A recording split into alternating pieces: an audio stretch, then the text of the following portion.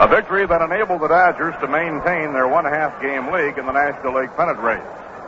In the only day game played in the National League this afternoon, Cal Kuntz, the rookie right-hander of the Chicago Cubs, pitched a one-hit shutout. This youngster was signed only last summer by the Chicago Cubs, was dispatched to Class B baseball to Wenatchee, and shortly after joining the Wenatchee club, pitched a one-hitter. Now in this, only his second year of professional baseball, 21-year-old right-hander from Fayetteville, North Carolina, has hurled a one-hit shutout, and he knocked off one of the classiest pitchers in baseball this year in the knuckleballing right-hander of the Cincinnati Reds, Bob Perky. Quite a feat for young Cal Kuntz, a 21-year-old right-hander. Today's game was certainly no fluke for him. He has pitched well all year. He now has won 8 games while losing only 2. Won either 7 or 8. We'll check that for you.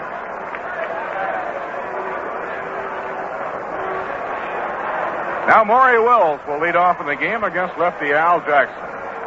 Maury hitting at .281. In the game last night against Roger Craig, Maury was held in check his first 3 times up, then got a base hit in the 8th inning. Batting right-handed, he bunts down the third baseline. It goes foul. Maury trying to bunt his way on, and the bunt goes foul. Setting up the defense for the New York Mets, Marv Throneberry at first, Charlie Neal playing second, Elio Chacon at short, and Felix Mantilla is at third. In the outfield, Gene Woodling in left, Joe Christopher in center, and around in right field, Richie Ashburn. Al Jackson pitching with Sammy Taylor behind the plate.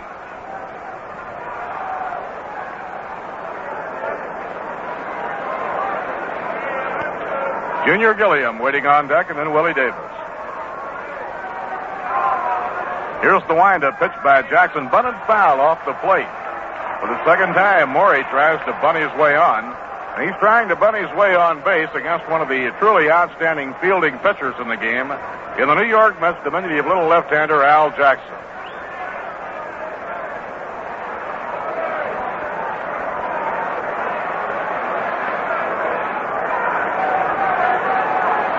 Jackson out of his windup, the 2-strike pitch way up high. He took him up the ladder on that one, but Maury wouldn't bite. And the count, 1 ball and 2 strikes.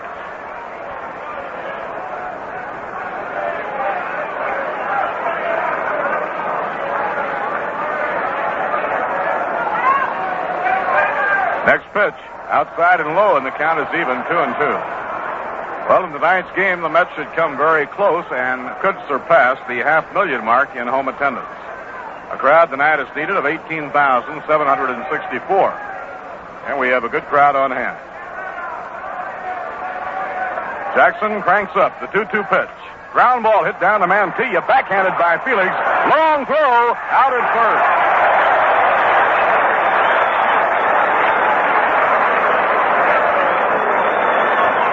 Real good throw by Felix Mantilla. He made a backhand play going to the line, and he was set deep behind third when he fired. Maury Wills, who streaks down the line, was out by a running stride. 1 away and nobody on. The veteran Junior Gilliam up. Gilliam hitting at .280. He'll be batting right-handed against Al Jackson.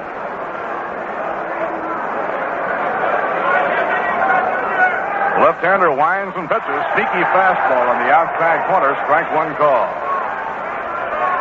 Jackson throws a lot of breaking pitches, but he's sneaky with that fastball, too. He likes to set it up and zip it through on you. Pitch to Gilliam, breaking ball, misses the outside corner. 1 ball and 1 strike.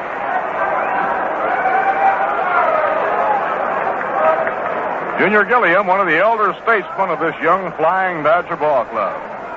Gilliam, a 9-year veteran. Strikes it foul, back upstairs and out of play. Junior's lifetime batting average after 9 years was .267. He's a real handyman. He can play around the infield and play in the outfield for you. Throughout his 9 years with the Dodgers, Junior has had to win a job every year in spring training, and every year he's done it. And every year he's really helped the ball club. 1-2 delivery, a foul ball scooting back upstairs and over our Rheingold broadcasting booth and out of play.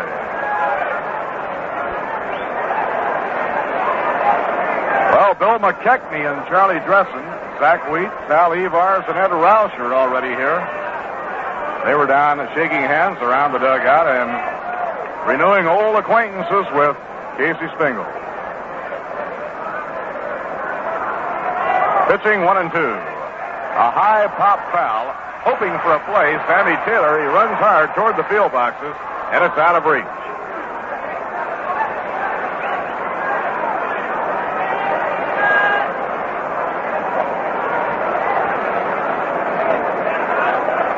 One and two the count now. One out and nobody on, top of the first inning. Tomorrow, the pregame ceremonies, the introduction of all the celebrities being honored, baseball greats, and the Old Timers Day game. It all gets underway at 1:30. The regular game between the Mets and Dodgers at 3 o'clock. Jackson winding the pitch to Gilliam. He lays off, and it's taken ball 2-2.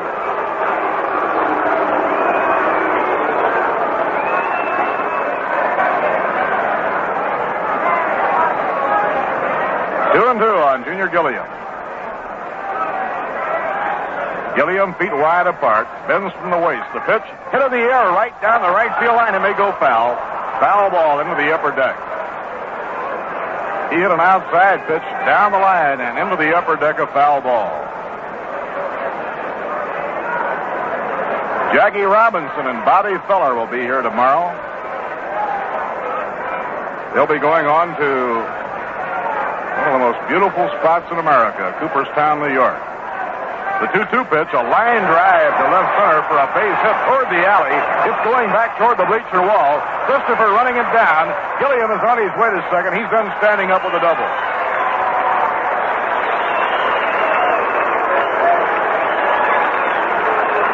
Line drive in between Gene Woodling and Joe Christopher, a two-base hit for Jim Gilliam.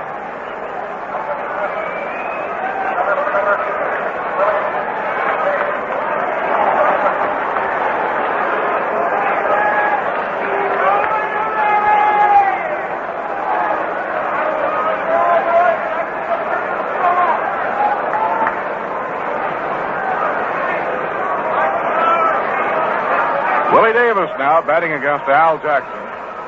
Willie hitting at .305 on the year with 45 runs batted in. Now Elio Chacon shades over towards second. Mantilla even with the bag wide of the line at third. Pitched by Jackson down around the ankles, inside and low. 1 ball and no strikes. Well, we have an absolutely perfect night for a ball game. And the weatherman is forecasting more of the same for our big Old Timers Day game tomorrow. Charlie Neal back on the rim of the outfield grass is second against Willie Davis. Al Jackson kicks the leg, delivers, slow bounder foul. That went off of his ankle. Greg Malevy on the lines at first, slipping this one out of play. Leo DeRocher coaching at third. For the Dodgers, this is game 2 of a 14-game road trip. Dodgers have been a good road club this year. They've won 28 and lost 15 playing away from home. Out on the West Coast at home, the Dodgers have won 31 while losing 16. The 1-1 delivery. He bunts down the third baseline. If it stays fair, they haven't got a chance. It's rolling right on the line. They're letting it roll. It rolls foul. It rolls foul finally.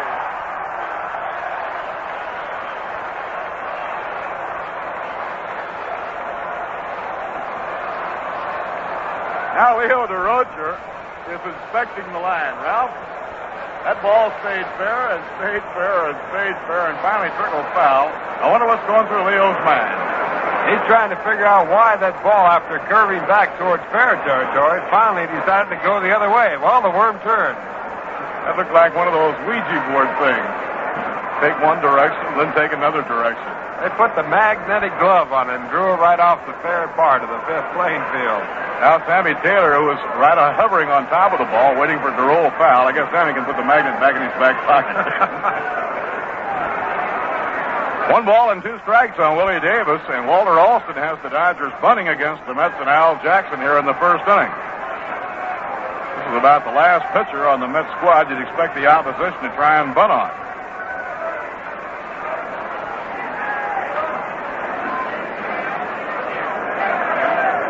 Al pitched a real good ball game against the Dodgers his last start out there on the West Coast. Next pitch, a half swing, but he held up in time. Count is even on Willie Davis at 2 balls and 2 strikes.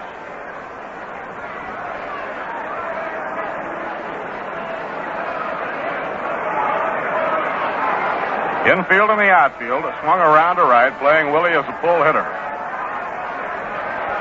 Willie is only 3 hits away from the 100 mark.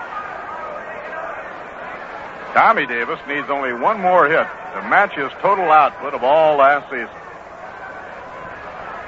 Now, as Jackson takes too much time, Willie Davis steps out. Game won last night by the Dodgers. Willie knocked in the first run. Tommy knocked in the second one. Here's the pitch on the way. He struck him out on a low breaking ball. Sammy Taylor fires down to first after dropping the ball. 2 men down. Well, we've had occasional Rheingold riddles throughout the season. Ralph, here's a Rheingold riddle. I've always heard that if you found a hairpin, it meant a base hit. What about if you find a squirrel in left field? Well, that's exactly what they got out in left field, the squirrel. Maybe that has something to do with the old-timers playing tomorrow, something like squirrely baseball. We may have to fight him after that.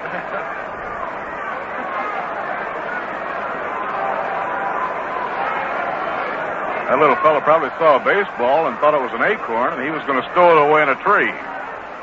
Tommy Davis up, and the pitch is inside and lowest, ball 1. You know, Hannes Wagner once threw a rabbit to first base and threw a runner out. It was the first time anybody was ever thrown out by a hair. Oh, come on. That's like Dean Stone. They always say he was only a stone's throw away from winning. Now the pitch to Tommy. Fastball on the outside corner. 1 ball and 1 strike.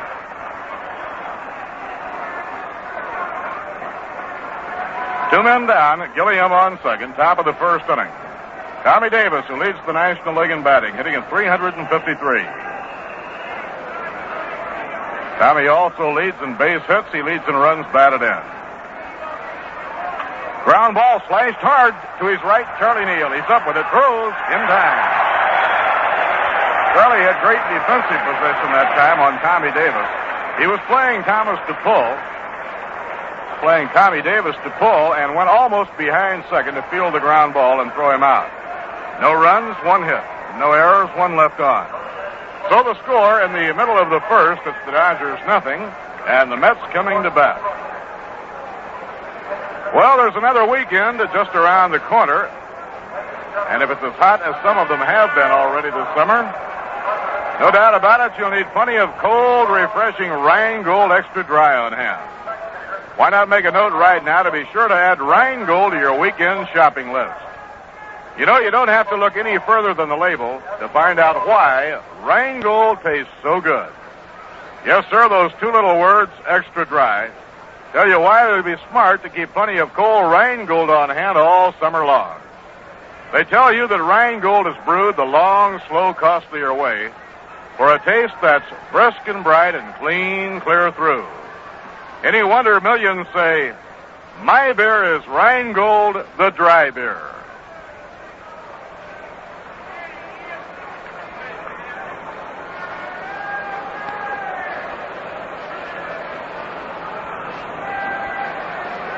Here are the warm-ups at Philadelphia. Billy O'Dell for the Giants, and Dennis Bennett will pitch for the Phillies.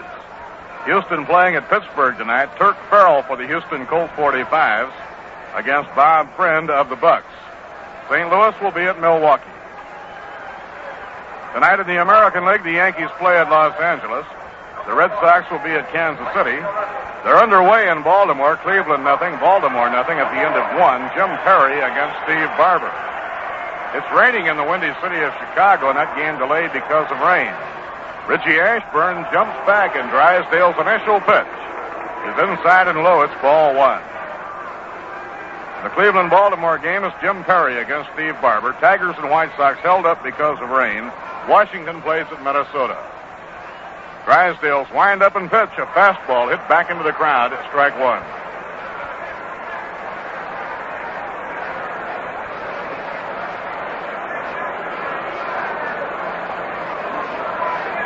One and one the count now on Richie. Charlie Neal on deck, and then Gene Woodling.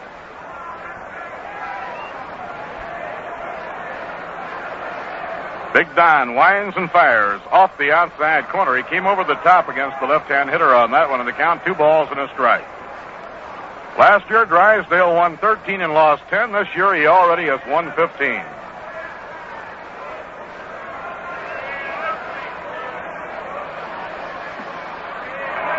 Ball 3-1 the count goes on Richie Ashburn. This is the third time this year that Walter Alston has started Drysdale against the Mets. He has won 2 in 2 starts, pitched a 4-hitter and pitched a 5-hitter. Now the tall right-hander winds. In comes his pitch. Ball 4 outside, and Richie is on.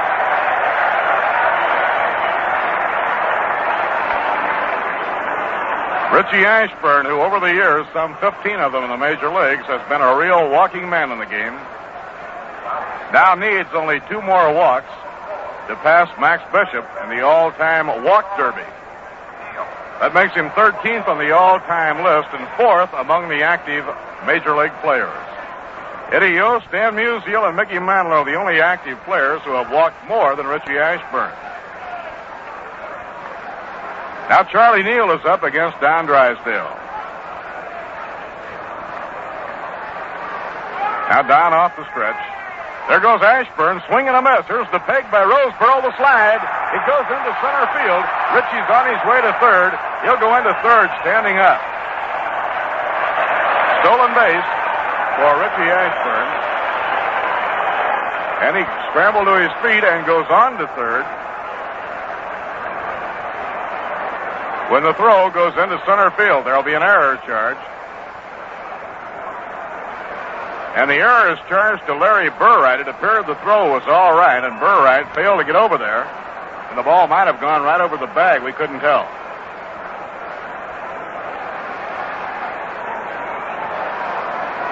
So Ashburn is on third, nobody out.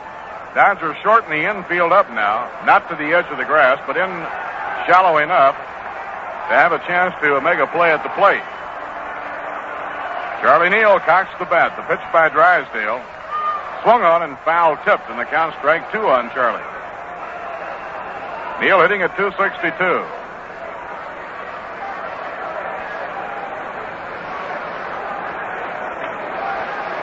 Larry Burright perhaps trying to make the tag a bit too fast, and the throw got through and went on into center field. Roseboro's throw looked like a good one. It had a lot on it and was headed right over the bag. Whether or not it was going to be in time to get Ashburn is doubtful. Ashburn had a good jump on the hit-and-run play. Here's the 2-strike pitch. Inside the high, he had to lean back.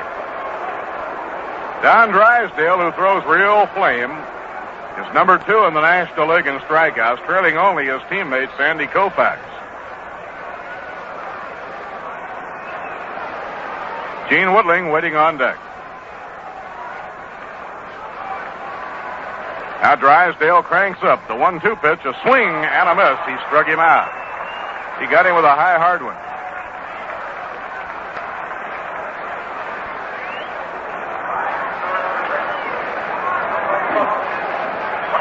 Well, while the attention in the National League has been focused squarely on the Dodgers and Giants, Danny Murtaugh's Pittsburgh Pirates have been silently winning just about every day. The Pirates are a team just steaming in confidence. They really feel they can win it. They are in good position right now. They're up in third, only 4.5 games out. With the return to form of Vernon Law and Joe Gibbon and the hitting of Bob Skinner, the Pirates have come fast. Inside and low to Gene Woodling. It's ball 1. 1 ball and no strikes. Well, New York Mets baseball fans will have a chance to make their own comparisons because right after the Giants come in, the Pirates come in for 2 doubleheaders Wednesday and Thursday of next week. The Wednesday twin bill is a day affair, and the Thursday twin bill will be a twilighter. Gene Woodling waiting. Swing and a miss. 1-1 on the gentleman farmer from Remsen Corners, Ohio, Gene Woodling.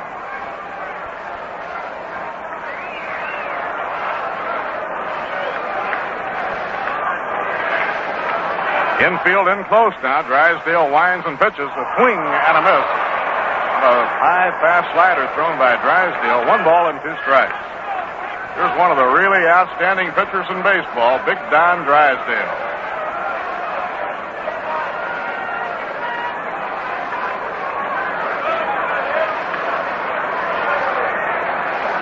Drysdale has won 15 and lost only 4, and his earned run average is 2.8. His last 5 starts have all been complete ball games. He shares the National League lead in complete games with Juan Marichal and Billy O'Dell. Sandy Koufax right behind them. Sandy has 11 complete games. Swing and a miss. He struck him out. Woodling fan by Don Drysdale. In the All-Star game Tuesday down in Washington, the new district of Columbia Stadium, Louis Aparicio led off for the American League with a 3-base hit. And then Don Drysdale started reaching back and firing. 3 men were retired, and Louis was still stranded on third. Now Sammy Taylor will try and get Richie Ashburn home from third. Last half of the first, no score in the ball game. Drysdale eyes the runner at third. Here's the windup pitch to him. Fastball a little bit outside. Sammy started to go, and then he held up. You certainly can't take much time in making up your mind against Don Drysdale.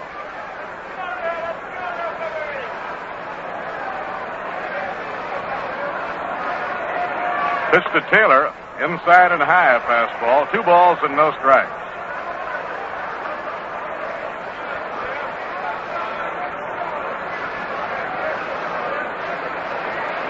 Most games won in 1 year by Don since coming to the Dodgers. Twice he won 17. He won 17 back in 57 when the Dodgers were in Brooklyn. And won 17 in L.A. in 59. 2-0 delivery. Ball 3 inside. 3-0 on Sammy Taylor.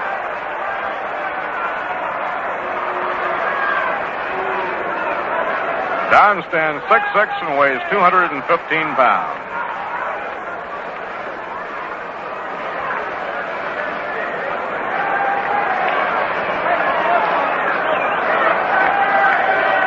Next pitch on the way. A foul ball cut back upstairs and out of play, and Sammy had the green light on that 3-0 pitch.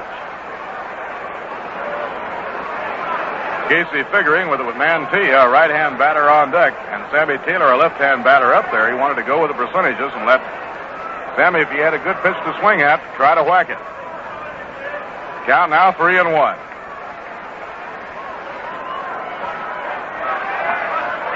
Strike called on the inside corner, 3-2. Don Drysdale will be celebrating his 26th birthday on the same day that the 4 new inductees into baseball's Hall of Fame are formally inducted at Cooperstown. Jackie Robinson, Bobby Feller, Ed Roush, and Bill McKechnie. All 4 will be here for the old-timers game tomorrow. Now the 3-2 pitch. Hit off the fist, a pop foul toward the field boxes, running hard as Gilliam, but he can't get there in time. Ball was not high enough in the air to let Gilliam get over there. And so the count is 3-2 on Sammy, and Taylor will have to come back for another bat. Drysdale with a hummer, a jammer in off the fist, and Sammy Taylor broke his bat.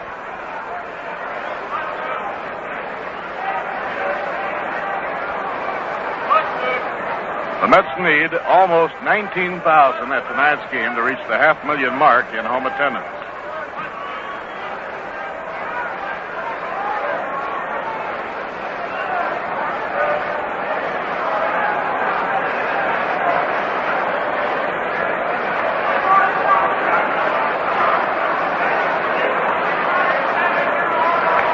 Now Richie Ashburn with the leadoff third. Here's the 3-2 pitch to Taylor. Sammy's on. It's inside and low. So Drysdale has walked 2 and struck out 2 here in the first, and the hitter now is Felix Mantilla. Felix hitting at .272. with 6 home runs and 29 RBIs.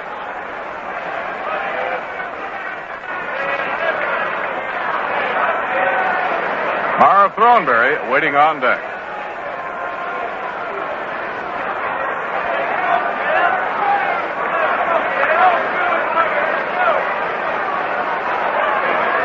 Now Drysdale up in pitching position. Delivers to the plate. A high fly ball hit deep to left by Felix.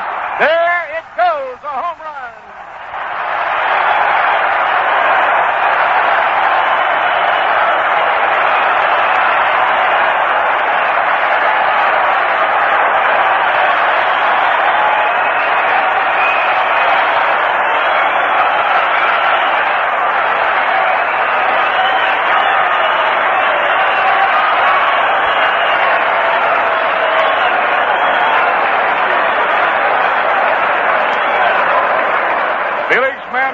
Putting the New York Mets in front 3-0 with a towering fly into the upper deck in left field for Felix's 7th home run of the year. He now hikes his RBI total to 32. Mara Throneberry is up. Here's the pitch by Drysdale. Fastball in there, strike one call.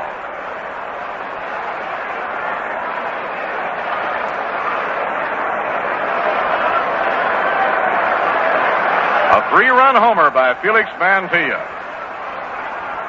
Drysdale's delivery on the way is whacked foul back into the screen. Ralph, I guess there's no wonder that managers get gray. Casey had to make a decision when he had Taylor up there 3-0. Well, Mantilla came through, and evidently Drysdale, after walking Taylor, decided to make the first pitch too good, and like Frankie Frisch says, those base on balls. They'll make you gray. Swing and a miss on a hard one. And Throneberry has struck out on 3 pitches by Don Drysdale. But the Mets took advantage of 2 walks by Drysdale with a timely home run by Felix Mantilla. 3 runs on 1 hit. No errors, none left on. At the end of 1, the score, the Mets 3 and the Dodgers nothing. Well, everything is in readiness for the New York Mets' very first Old Timers Day game right here at the Polo Grounds tomorrow. We certainly hope that you're making your plans to be here. The weatherman says that it's going to be a beautiful day for the big occasion. The New York Mets will be paying tribute to the 2 great ball clubs, the Giants and Dodgers, who fought for the pennant back in 1951 and played the dramatic 3-game playoff. In addition, many men who contributed so many memories to this historic ballpark, including no fewer than 9 Hall of Famers, will be here. Perhaps to see the Polo Grounds for the last time since the Mets go into their new Flushing Meadow home next season. Men coming back who piled memory upon memory. Also here tomorrow will be a Brooklyn boy who played first base for the Dodgers and became quite famous as the Rifleman, Chuck Connors. The Clown Prince of Baseball, Al Shack, will be here. The ceremonies on the field will be getting underway at 1:30. Why don't you plan to come early? You won't want to miss a thing. That's tomorrow, the Old Timers Day game, right here at the Polo Grounds. Now Frank Howard up, and the pitch is outside and low. It's ball 1.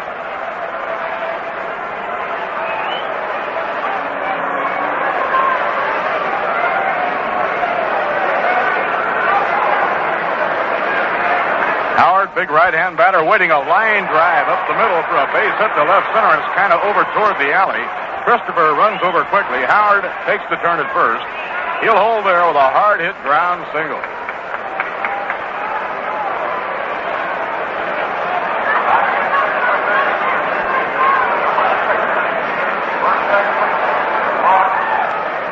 Now the first baseman, Ron Fairley, coming up. Boy, he has been real poison to the Mets this year. Handsome young red-headed fellow who celebrated his 24th birthday yesterday is hitting .463 against the New York Mets in 11 ball games. Fairley, left-hand batter, takes the first one in there for a called strike. Ron hitting at .293 on the year with 40 RBIs.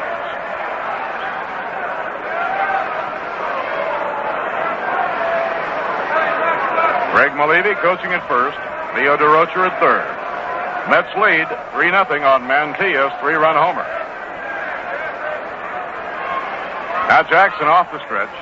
Delivers. Outside and low. 1 ball, 1 strike.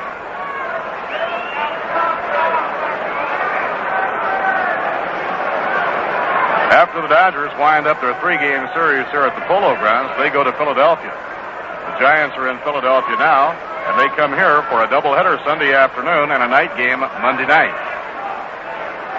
Throw to first. Safe, but it was close.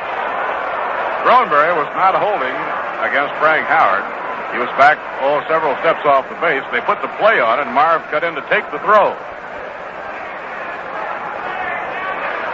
Al Jackson makes the stop. The pitch to Fairley outside. It's ball 2, 2 balls and 1 strike. Tomorrow, the Dodgers will be pitching Stan Williams, and the New York Mets will have Craig Anderson on the mound.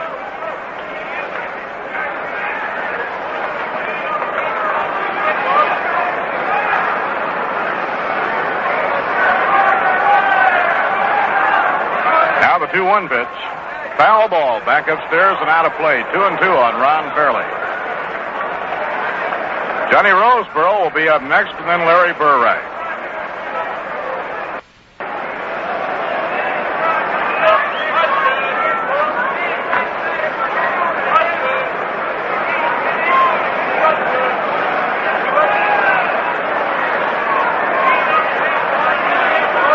Mets have the infield, playing Fairley to pull.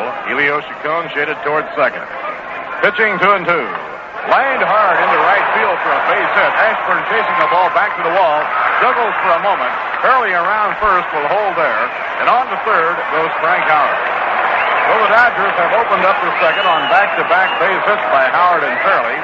Before Roseboro steps in, let's step out for station identification.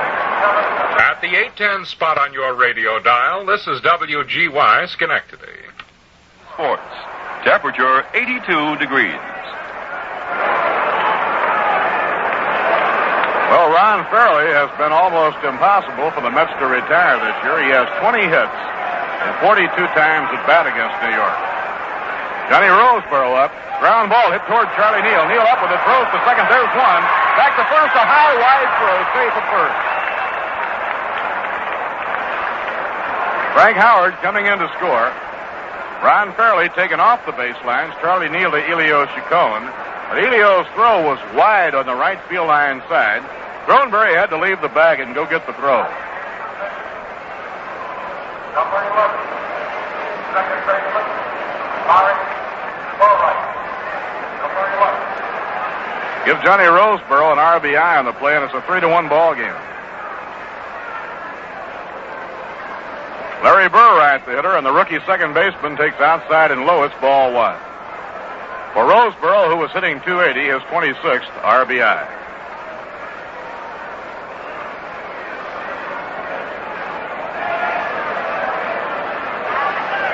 Next pitch by Jackson, fastball outside, 2-0 on Burright. Burright hitting at .223.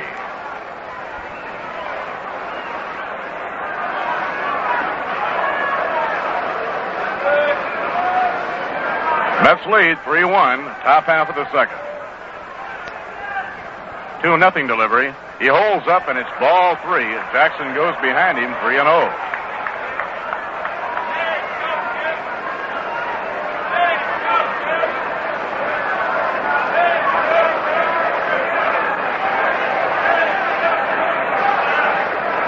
Pitching 3-0.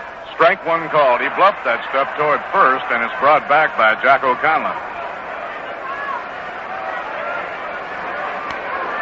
Maury Wills in the circle. Don Drysdale will be up next. Don's had a pretty good year hitting. He already has 14 hits this year. He's batting .241. Count 3-1 now on Burright. The pitch by Jackson. The runner goes. The ball is bunted, and it's foul off to the right.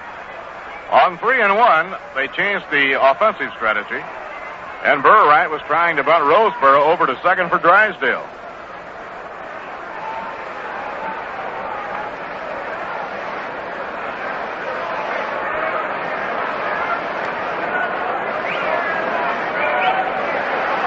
isn't too often you see the number 8 man in the batting order with one down trying to bunt a runner over for the number 9 man, the pitcher.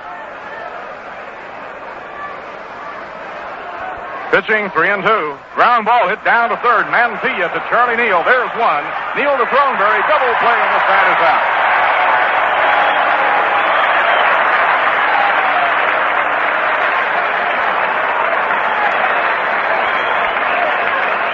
One run, 2 hits, no errors, none left on.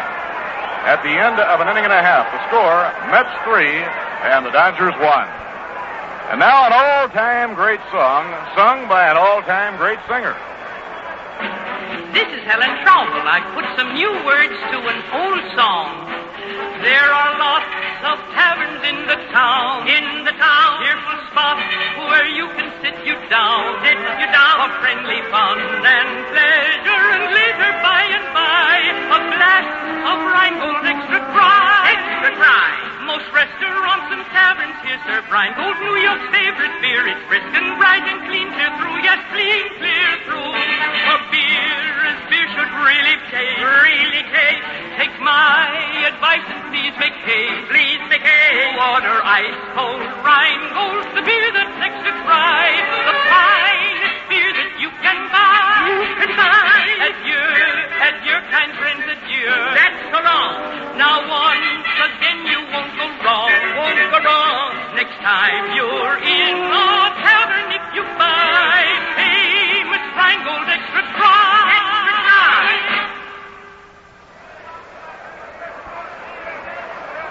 Now New York will have Joe Christopher leading off against Don Drysdale in the last half of the second inning.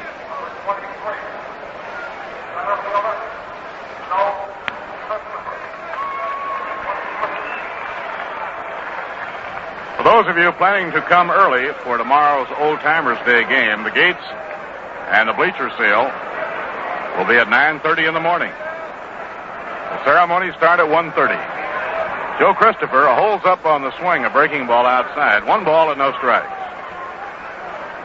Big story in baseball this afternoon, a 1-hit shutout by rookie right-hander Cal Kuntz, his 8th win.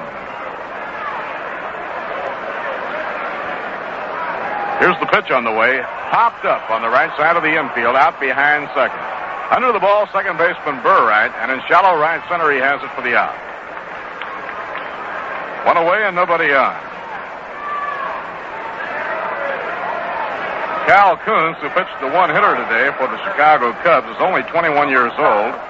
He's had only 1 year in professional baseball. He was signed by the Cubs only last year. He's out of Fayetteville, North Carolina.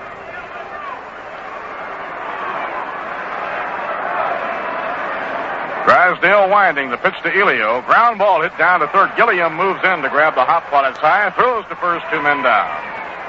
2 up and 2 set aside by Drysdale. And coming on to hit now will be Al Jackson.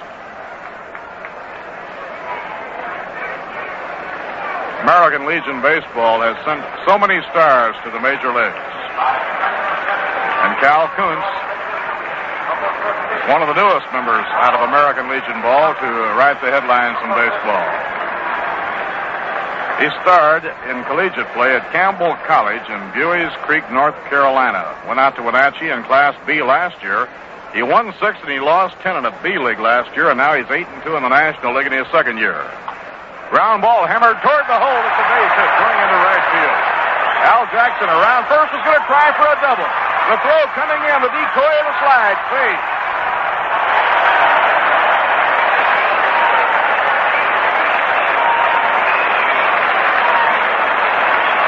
Two-base hit to right field for Al Jackson. Little Al really turned it on.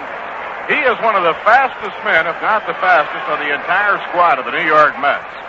He hit a hard grounder through the hole into right field, and he actually hesitated just for a moment going around first. Then he opened both jets.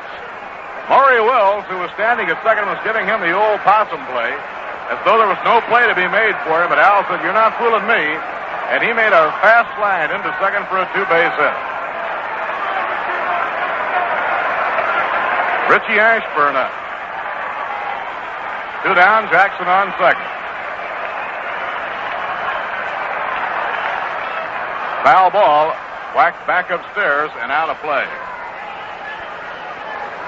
The new clubs in baseball, like the New York Mets and the Houston Colt 45s, undoubtedly get a great deal of encouragement on performances such as the one turned in today by Cal Kuntz, who was signed only a year ago when he came out of college.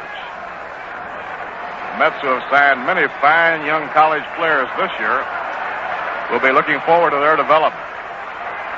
Now Ashburn up. Ground ball hit toward the hole, fielded by Ron Fairley. Drysdale racing over, covers in time for the out. Good play by Fairley. He went off to his right, toward the hole on the right side of the infield to field the ground ball. So the Mets threatened on a double by Al Jackson, but failed to score in their half of the second. No runs, one hit, no errors, one left on. 2 innings complete, and the score, the Mets 3 and the Dodgers 1. Mets lead on a 3-run homer off Drysdale, hit by Felix Mantilla. Well, tomorrow, among the Giants to be honored, Leo DeRocher, who's on the lines at third here today. Herman Franks, Sid Gordon, Big Jim Hearn, Monty Irvin. Monty was on Ralph Kiner's post-game show last night. Monty Kennedy, Dave Coslow, Jack Lorkey, Don Mueller, Eddie Stanky, Casey Stengel, Bobby Thompson, and Sal Evars. And Alvin Dark of the San Francisco Giants has granted permission to Wes Westrom to miss the game tomorrow in Philadelphia, that he might be on hand for the Old Timers Day game. Wes, of course, was the Giants' first-string receiver back in 1951. Dodgers to be honored will be Charlie Just Dressin. Charlie is already here. Gee, he looked good. He was down in the dugout visiting with everybody before the ball game. Cal Abrams, Ralph Branca, Roy Campanella, Billy Cox, Carl Erskine, Gil Hodges, Clyde King. It'll be good to see Clem Labine back in the Polo grounds again. Cookie Lavagetto, Jake Pittler, Jim Russell, and Duke Snyder. And Ralph, out of the many, many great and wonderful stars who will be here tomorrow, it's pretty hard to single out and guess the crowd reaction as to who will get the biggest single round of applause. But you know, I think if I had to guess, I'd have to single out 3 men, and this is strictly a guess. I'd say Casey Stengel, Roy Campanella, and Gil Hodges. Well, Gil and Casey have been getting applause all through the league, and that certainly wouldn't be a bad guess. And certainly Roy Campanella, who was so great for the Dodgers, really will pull the applause out of the fans. But a lot of stars out here, and I think all the fans will be about clapped out. See all their old favorites back here in the Polo Grounds.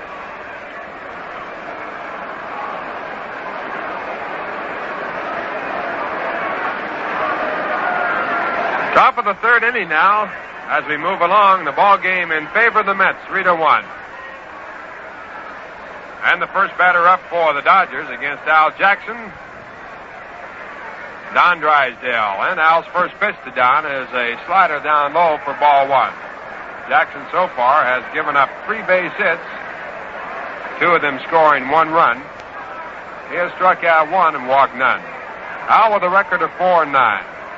And the pitch back to Drysdale, batting from the right-hand side, is outside. Ball 2. 2 balls and no strikes. Drysdale with 8 runs batted in and a .241 batting average. Good hitter for a pitcher. It'll be Drysdale, Maury Wills, and Jim Gilliam against Jackson here in the third. 2-0 pitch swung on and missed for strike 1.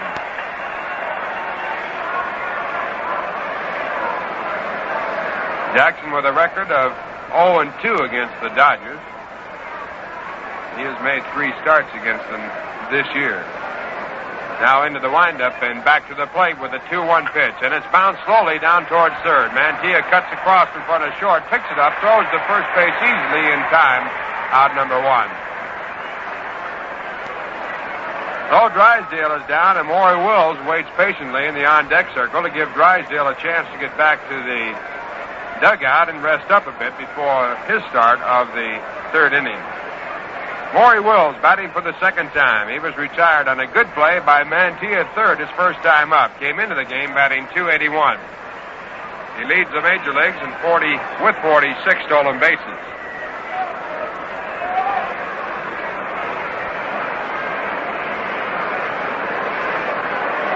Wills, a switch hitter, batting right-handed. And the pitch to him is a fastball right through for strike one. Maury Wills, the all-star shortstop for the National League. He, along with Dick Groth, now sets as Jackson returns to the plate with a curve that's outside. 1 ball, 1 strike with 1 out. Mets 3 on a 3-run home run by Mantilla. Dodgers 1. Al Jackson back to work with a 1-1 pitch to Wills, and he misses with a fastball down low for ball 2. 2 balls and 1 strike. On deck batter, Jim Gilliam.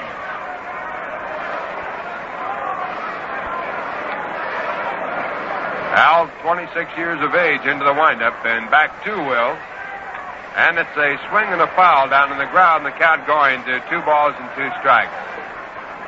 Second game of this 3-game series. The final of the series tomorrow afternoon. Then on Sunday, the Giants come in. They trail the Dodgers by 1/2 game in the National League. Giants on Sunday for a doubleheader. A night game on Monday. And then the third-place Pittsburgh Pirates on Wednesday and Thursday, doubleheaders. The 2-2 pitch to Jackson, hit through the hole on the right-hand side, out to right field for a base hit. And Maury Wills, the Major League base stealer, on at first base with 1 man out. And it brings up Junior Gilliam.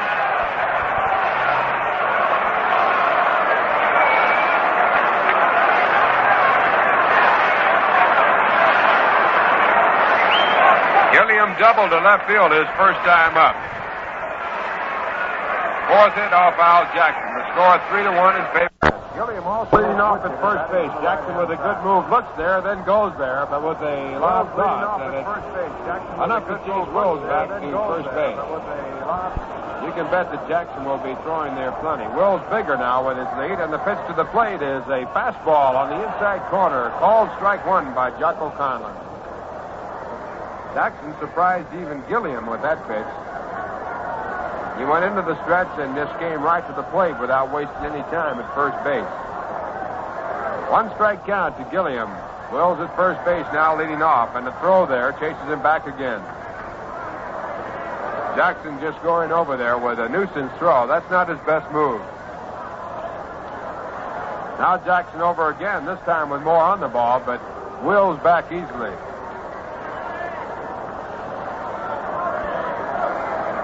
Maury Wills has only been thrown out or picked off 6 times this year, twice by Roger Craig. There's a quick throw to first base, but Wills back in, standing up safely. Wills has stolen off Jackson, and he leads off about 6 steps. And the pitch back to the plate sees him stay there. It's called strike 2. Gilliam taking a fastball on the outside corner at the knees. 0-2 to the second-place hitter. The on-deck man is Willie Davis. Dodgers trail by 2. The Mets 3. Dodgers 1.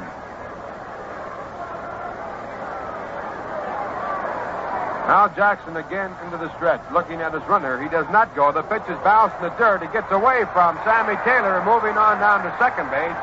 On the wild pitch, Maury Wills. Wild pitch charged to Al Jackson. Wills moving to second base. Now Gilliam with a 1-2 count.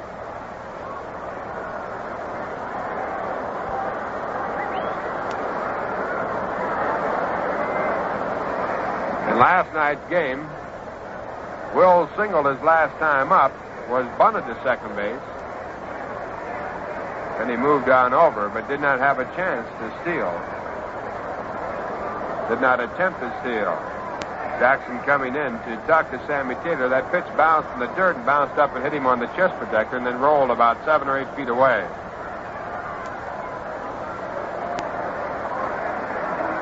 One-two count as Jackson looks at the runner, comes to the plate with a fastball. It's lined in the right field. Here comes Ashburn with a throw. Here comes Wills. The throw's a good one. The slide, the tag is in time.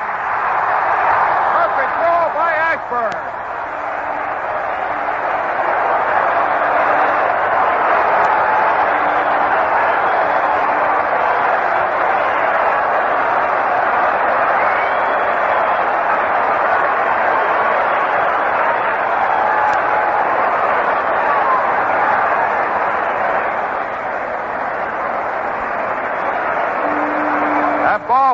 ball hit, and Ashburn took it quickly. Wills did not get a good jump at second base, but came on in anyway. Leo DeRocher sending him in. The throw was perfect, and they got Wills just in time. 2 outs now, moving on down to second base after the single, Junior Gilliam. And the batter is Willie Davis. Score 3-1 in favor of the Mets as they battle the league-leading Dodgers. And the first pitch to the left-handed batter is hit out to right center field. Ashburn hurrying over to his left. Is up with it. He juggles the ball. It's off his glove. Going now to third base is Willie Davis. And the throw comes in and holds him there. Scoring ahead of Davis, Junior Gilliam. And the score is 3-2.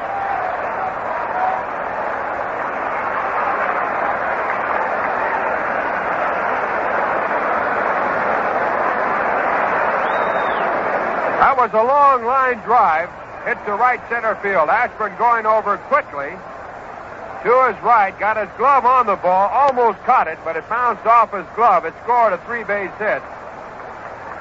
And the score of the game now 3-2. That's hit number 6 off of Al Jackson. And the batter is Tommy Davis, the league leader, and runs batted in.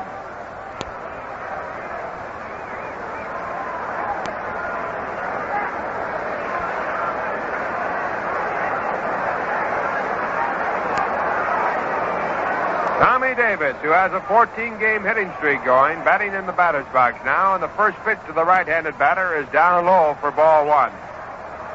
Tommy grounded out to second base his first time up. He hit the ball well, Charlie Neal making a good play. He came into the game as the major league leader in hitting with a .353 average. Willie Davis on third base, 2 outs, and the windup as Davis breaks halfway down, then stops. And the pitch is low for ball 2. 2 balls and no strikes. Jackson working low to the league leader in runs batted in, batting average, and in base hits. Tommy Davis.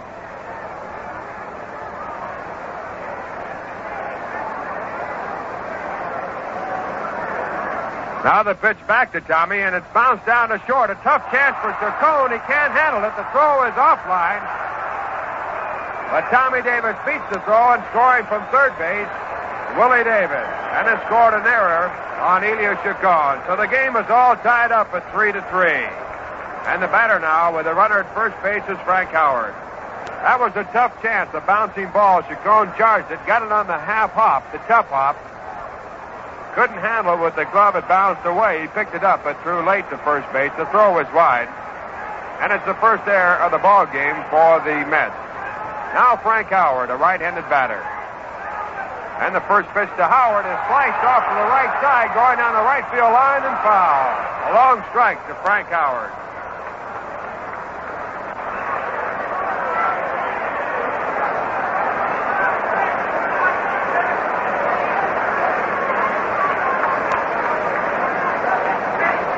Moving back to first base now, Tommy Davis. Howard singled to center field his first time up, and he scored the first run of the game for the Dodgers. There goes the runner. The pitch is high. Taylor has trouble getting the ball out of his glove, and sliding in safely with a stolen base is Tommy Davis. Evidently on the pitch, Sammy Taylor, in his anxiety to get to the ball, got his finger in ahead of the ball, and the ball jammed him, and now Gus Moss is out to talk to him and look it over. Sammy got the finger in ahead of the ball before the ball arrived and got jammed up by the pitch. Moving down to second base on the play, Tommy Davis with his 11th stolen base of the year. Now time call as Jocko Conlon, along with Gus, takes a look at the injured digit. 3-3 game. It's 2 outs in the top of the third inning. And while we have a second here, let's check the scores. In the National League, in a day game, Chicago defeated Cincinnati 1-0. A one-hitter by Kyle Kuntz. He now has won 8 games. Boston game got the only hit in the ball game, a single in the 4th inning. At Philadelphia, 0-0. San Francisco against the Phillies through 2.5. Odell pitching against Dennis Bennett. Pittsburgh with 2 runs in the bottom half of the first, and they have taken a lead over Houston 2-0 through 1.5. Turk Farrell going for the Colt 45s and Bob Friend for Pittsburgh. St. Louis and Milwaukee, the starting pitchers Gibson and Spahn. Now Casey Stengel coming out to take a look at the finger of Sammy Taylor. In the American League, in a game to start at 11 o'clock New York time, the Yankees against Los Angeles. The Angels won the first game of that series 5-4 last night. Big crowd, over 46,000 out at Dodger Stadium. Boston will play Kansas City. Game time at 10 o'clock New York time. And Baltimore now leading Cleveland 2-0 through 3 innings. Perry pitching for the Indians and Steve Barber going for the Orioles. In a 9 o'clock game, and it's being held right now because of rain, Detroit playing the White Sox in Chicago. We don't have the starting pitchers for that game as of yet. And Washington playing Minnesota with Cheney pitching for the Senators against Pasquale for the Minnesota Twins. In the National League, of course, the Dodgers lead the San Francisco Giants by 1/2 game. In third place, Pittsburgh 4.5 back. Cincinnati in fourth place. They trail by 8 1/2 games. And St. Louis 10 games back in fifth. In the American League, the Yankees lead Cleveland by 4 percentage points. A virtual tie for first place. Los Angeles in third place, a 1.5 back. Minnesota in fourth. They are 4.5 games back, and they have lost 5 in a row to drop behind the Yankees. Detroit playing in the fifth position as they start play tonight. They are 5 games behind the league leaders. Well, time is in, and Sammy Taylor is still in the ball game. 2 outs now. The score all tied up at 3-3, and the count 1 ball, 1 strike on Frank Howard.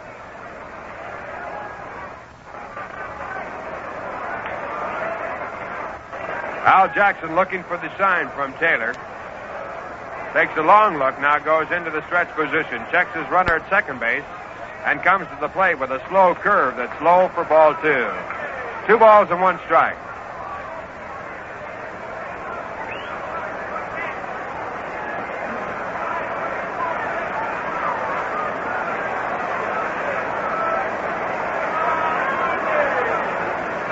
Two balls and 1 strike to Frank Howard.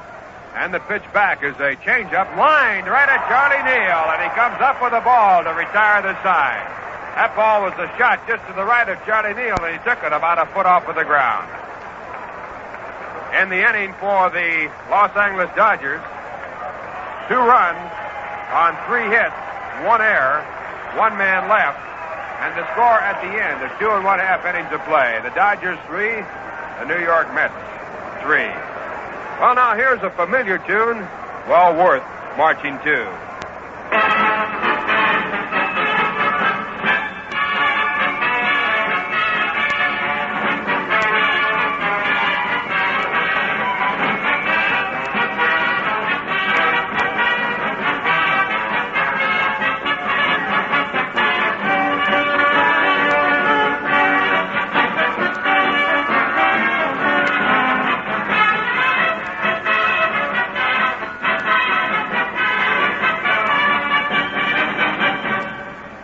Musicians play it, people say it. My beer is Rheingold, the dry beer, and dry tells you why. Yes, sir, dry tells you Rheingold has a brisk, bright, clean taste all its own. Discover the difference dry makes. Pour yourself a tall, refreshing glass of Rheingold Extra Dry. Why don't you enjoy it right now along with the game. And this game certainly an enjoyable one. The score all tied up at 3-3.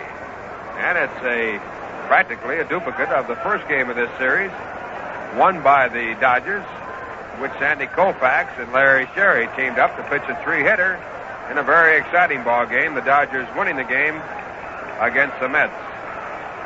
They lead against the Mets in the season series 10-1, and they are 4-0 here at the Polo Grounds.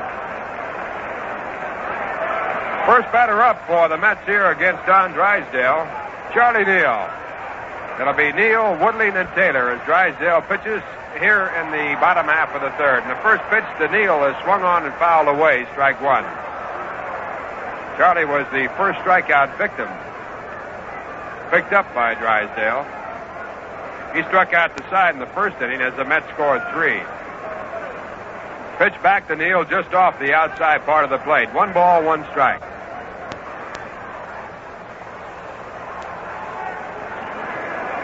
Charlie batting .262. And the right-hander waiting now as Drysdale fires a fastball, let her high, swung on a miss for strike 2.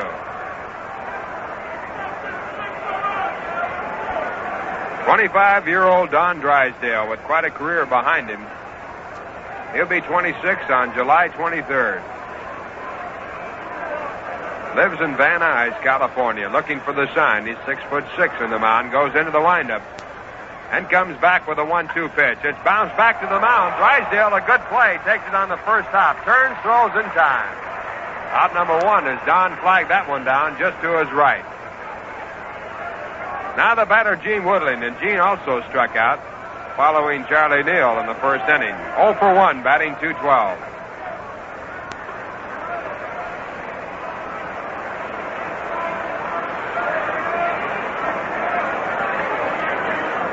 At Philadelphia, the Phillies have scored 3 runs in the bottom half of the third to lead San Francisco 3-0. First pitch to Gene is outside, ball 1. Woodling batting from the left-hand side. 1 ball, no strikes, 1 out. Score tied at 3-3. Now Drysdale back to the plate with a fastball. It's outside for ball 2.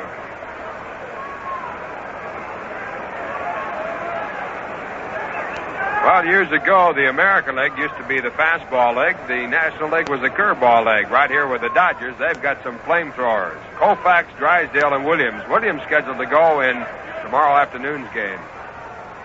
There's a fastball again outside and high, ball 3. And if you don't like those 3 for hard throwers, take Larry Sherry. He pumps it pretty hard, too.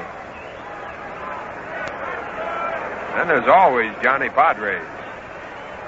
The 3-0 pitch to Gene. It's a little bit high for ball 4, and Woodling staying in the batter's box almost fooled me. Gene moves on down to first base.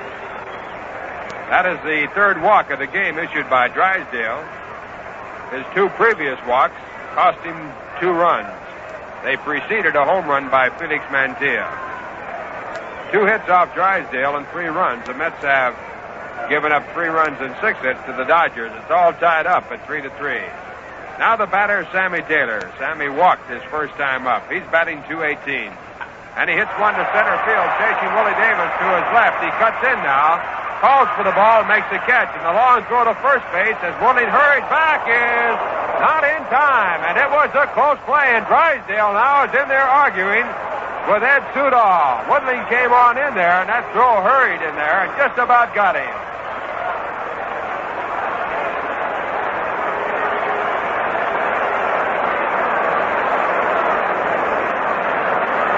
Well, you don't often see an outfielder throw back to first base, and Gene, evidently not thinking that the throw was coming, did not slide. It was a close play. But Woodling safe with 2 outs, and the batter is Felix Mantilla. And Felix, the producer of the 3 runs for the Mets. It's a 3-3 game. It was Mantilla's 7th home run of the year that gave the Mets a 3-0 lead. And the first pitch to the right-hander bounces in the dirt, gets away from Roseboro, bouncing out in front of the plate, but Woodling holds at first base. And while we have a second, we'll take this opportunity to pause for station identification. This is WGY Schenectady, 810 on your radio dial. The time, 2 minutes past 9 o'clock. Ralph Kiner along with Bob Murphy and Lindsey Nelson from the Polo Grounds. As Don Drysdale goes into the stretch, and the 1-0 pitch to Mantilla is outside, gets away from Roseboro again. He can't find the ball, but holding at first base, Woodling. Roseboro, like a cat when he did find it, pounced on it, came up ready to throw, but Gene holding at first base. 2 balls and no strikes. Prior to Felix Mantilla's 3-run home run, the Dodger pitchers had given the Mets only 1 run in their last 3 games. So Mantilla breaking through. The strong Dodger pitching. And he has a 2-0 count as Drysdale goes back to work. And the pitch is a fastball, line to center field. Davis slipped as he started after the ball. It bounces in for a base hit. And coming on in, the throw to Maury Wills, and holding at second base, Gene Woodling. No Felix Manzia. 2 for 2 off Don Drysdale. And the batter now, Marv Throneberry.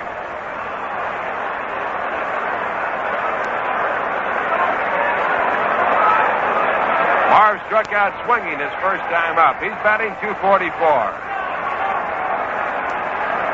And the Mets now with runners at first and second base and 2 outs. 3-3 game.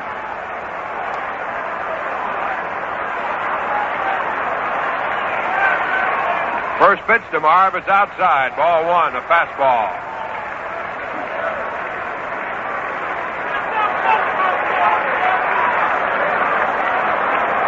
It was Marv Throneberry who got the Mets off to a fine start as they started this homestand against the St. Louis Cardinals. He had a pinch hit home run in the 9th inning to give the Mets their first win, their second win. There's a play on at second. Woodling dives back in. The ball is off Will's glove, rolling back to second base, but Woodling does not go.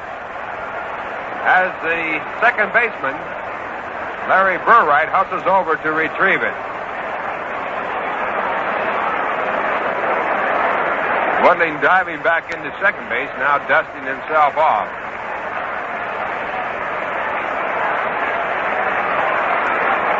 One ball and no strikes, 2 outs. Runners at first and second. Drysdale looking for the sign from his catcher Roseboro. Goes into the stretch. And comes to the plate, inside and low for ball 2. Fastball that moves Throneberry's left foot out of there. 2 balls and no strikes.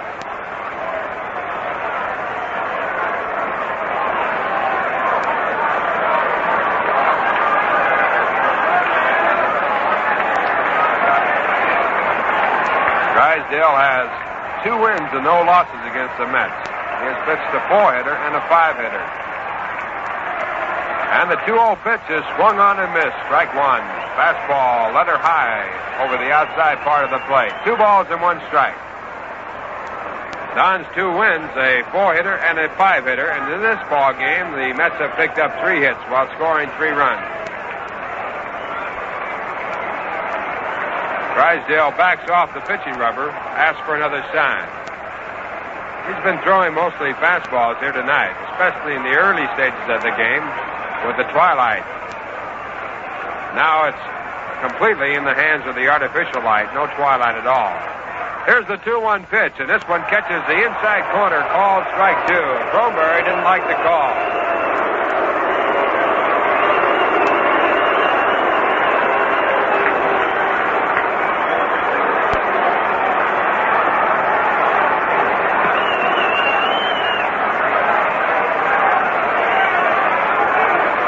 Balls and 2 strikes, 2 outs. And the next pitch to the left-handed batter is swung on and missed. Strike 3. So Drysdale picks up strikeout number 4, a big one to retire the side. In the inning for the Mets, no runs on 1 hit. There were no errors. 1 walk, 2 men left on, and the score at the end of 3 innings of play. The Mets 3, the Dodgers 3. Well, after the Dodgers leave town, after the Old Timers game on Saturday afternoon, incidentally, that game starts at 1:30, the Old Timers game. The regular game starts at 3. The Mets will play the San Francisco Giants in a big doubleheader on Sunday, a night game on Monday, have the day off on Tuesday, and then play a doubleheader on Wednesday against the third-place Pittsburgh Pirates, who are red hot and are really sneaking up on the Dodgers and Giants. They're only 4.5 games behind. And also there will be a twilight night doubleheader on Thursday, and that will complete the homestand. And tickets for all these games may be purchased right here at the Polo Grounds 7 days a week at the advanced reservation window over on the 8th Avenue side, or downtown in Grand Central Station over by the Vanderbilt Stairway there. Also downtown at the Pennsylvania Station in the Long Island waiting room. Ticket reservations may be made at all the Howard clothing stores in the New York area, or you can request your tickets by mail. Box seats 350, reserve seats 250. Be sure to enclose the correct amount in a money order or a check, and an additional 25 cents to handle the mailing charges.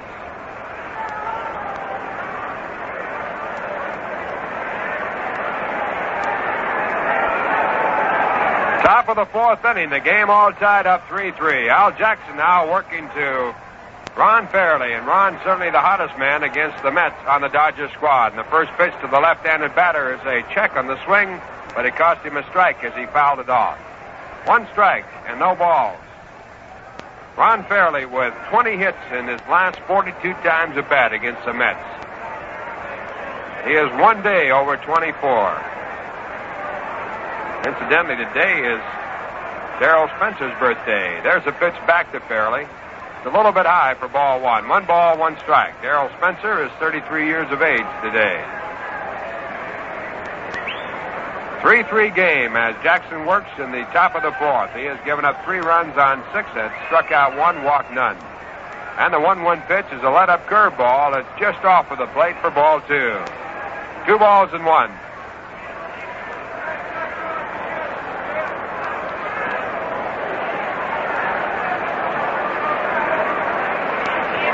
Now the left-hander into the windup and back to Fairley, and it's inside for ball 3. On deck batter, John Roseboro. He'll be followed by Larry Burright.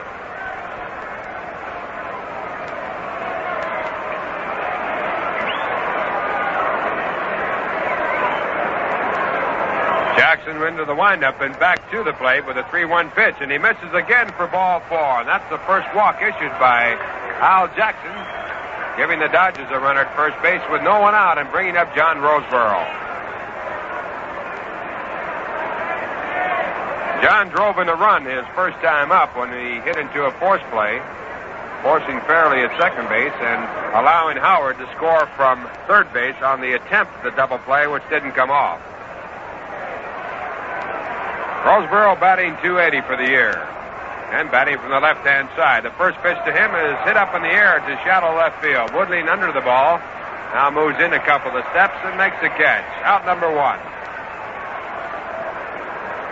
Returning to first base, Ron Fairley. And now the batter, Larry Burright. Burright hit into a double play his first time up. He came into the game with a .223 average. Burright playing at second base, bats on the right-hand side.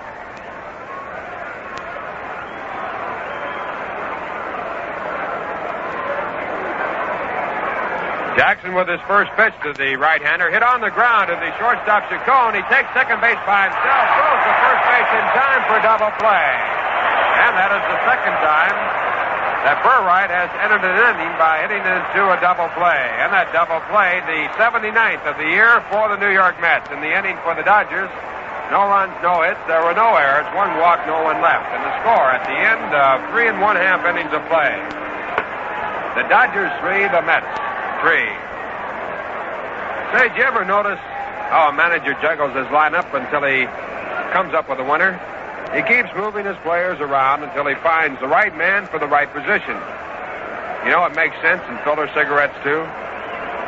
Smoke all 7 leading filler cigarettes, and I'll bet your taste will tell you to stick with Viceroy, because some cigarettes taste too strong, like they didn't have a filter at all.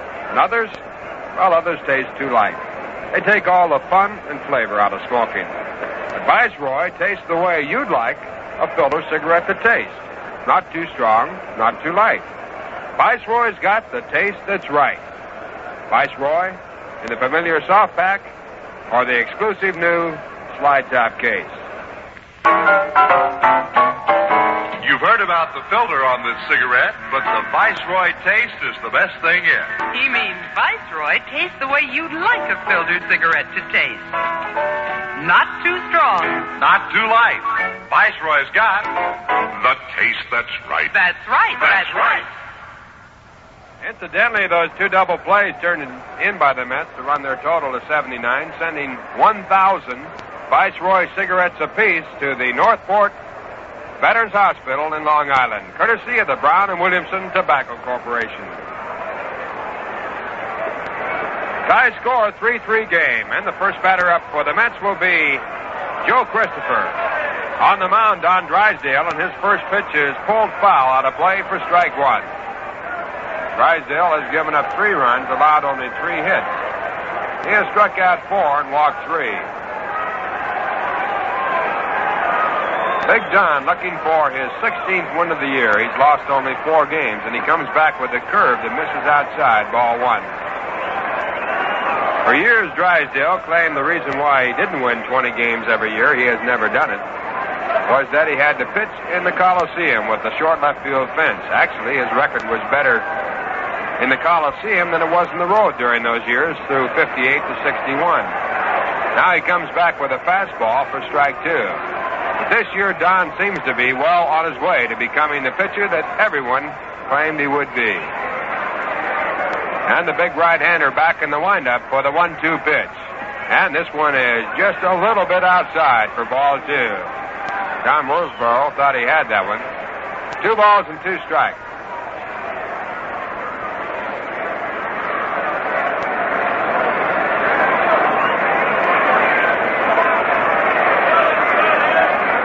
No one out, the bottom half of the 4th inning.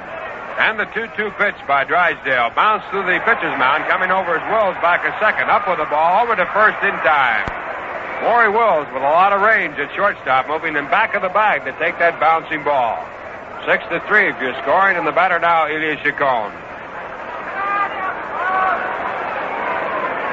Well, for years we thought that Louis Aparicio was the best shortstop in baseball during the present playing.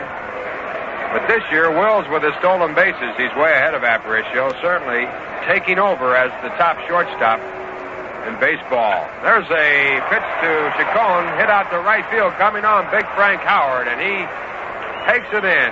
Frank surrounds that ball out in the outfield. 2 men out now. And the batter will be the pitcher, Al Jackson. Al doubled down the right field line and took advantage of some speedy base running to stretch the single into a double against Frank Howard's fine throwing arm. He has 1 of the 3 hits off Drysdale. Batting from the left-hand side with 2 out.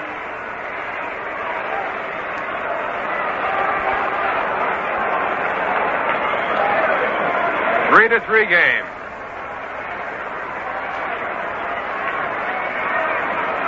And the first pitch by Drysdale is swung on and missed. Strike 1. Jackson with a big swing. If you ever want to check how the opposition regards the opposing pitcher when he's batting, just check how they play. Right now, you can tell the Dodgers respect Jackson by playing him as a pull hitter against Drysdale. There's a big swing and another miss for strike 2.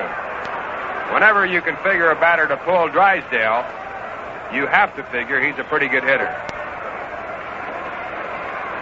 Now the 2-strike pitch to Jackson. This one is an attempt at a bunt, strike 3. So Drysdale retires the side by picking up his 5th strikeout. And in the inning for the Mets, 3 up and 3 down. The score at the end of 4 innings complete. The Dodgers 3, the New York Mets 3. Well, we're moving now to the top of the 5th inning, and once again, here's Bob with the scores. All right, Ralph, in the games away from the Polo Grounds, at the end of 4 1/2, Phillies 3 and the Giants 1. The Giants picked up a run in the top of the 5th inning. That's Billy O'Dell against Dennis Bennett. Pittsburgh 3, Houston nothing at the end of 3. Turk Farrell against Bob Friend. St. Louis did not score in the first off Warren Spahn. Bob Gibson pitching for the Cardinals. In a day game at Wrigley Field, the Cubs beat Cincinnati 1-0 on a 1-hit shutout by 21-year-old Cal Kuntz from Fayetteville, North Carolina. In the American League, the Yankees at Los Angeles tonight. That game will not start until 11. The Red Sox play at Kansas City. Those two teams split at Twin Bill last night. Baltimore got 3 in the last of the 4th inning and chasing Jim Perry, and now at the end of 4, the Birds lead the Indians 5-0. Hard-throwing Steve Barber is on the mound for the Orioles, and Bill Daly relieved Jim Perry in the 4th inning.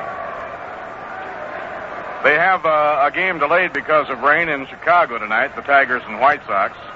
They're underway in Minnesota. Washington did not score off Camilo Pascual. Tom Chaney will pitch for the Washington Senators. So that's the rundown on scores of other ball games. Right here at the Polo Grounds, tomorrow's big one with the Dodgers and the Old Timers game.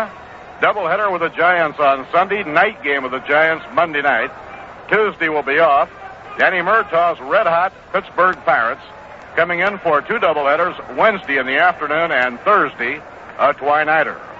Fans, light up a Viceroy and find out what we mean when we say, Viceroy's got the taste that's right. Now Don Drysdale is up against Al Jackson in the fifth inning, and the pitch is bounced foul off the plate, coming back strike one.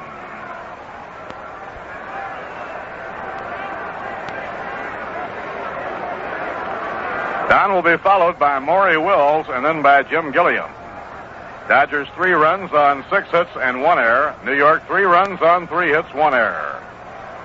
Jackson winds, in comes his pitch. And this time Drysdale holds up in time, and the count is even, 1 ball, 1 strike. Both of the pitchers in this ball game, Al Jackson and Don Drysdale, are respected as hitters. Pitching 1-1. And the ball is a foul pop-up over toward the field boxes. Throneberry may or may not have room. Over he goes. He's got it. Good catch. Good play by Marv Throneberry. He one-handed a foul ball over near the field box railing. Drysdale retired, and on to hit now will be Maury Wills. Maury was thrown out on a real good backhand play made by Felix Mantilla in the opening inning. Then he singled to right field in the third. He took second on a wild pitch. He tried to score from second base on a base hit to right field by Junior Gilliam, and Richie Ashburn uncorked a perfect throw to nail Maury Wills at the plate.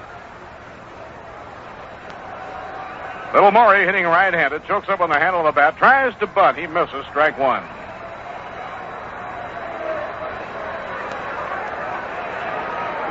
Maury does not have a stolen base so far in the series. Roger Craig kept him off the bases 3 straight times in the game last night. He singled in the 8th inning. Taken up high, 1 ball, 1 strike to Maury Wills. Maury has a great chance to write a new National League record in stolen bases. He has an outside chance at the modern record held by Ty Cobb of 96. Of course, Ty had one great thing going for him over Maury Wills. The 1-1 delivery. Hit field line. That may stay fair to the seats. It's going. It's gone. A home run to right field.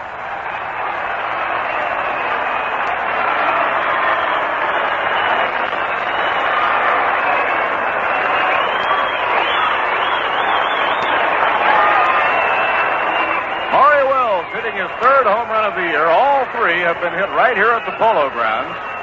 He hit the other 2 in one ball game. One was an inside-the-park home run. So little Maury Wills has put the Dodgers in front by a score of 4-3 with a home run into the lower deck in right field, not too far from the foul pole. He hit it off Al Jackson, batting right-handed. He hit the ball to the opposite field and into the lower deck. So Maury has hit 3 home runs, all of them here in the Polo Grounds. Outside and low, it's ball 1. He's hit 2 into the right field seats, and then batting left-handed, he hit an inside-the-park home run to right center field.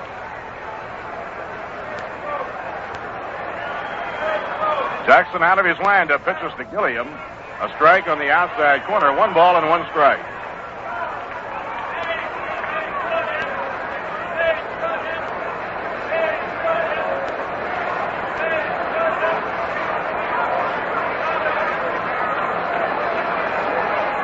Now the pitch on the way. That's a strike on the outside corner. 1 ball and 2 strikes.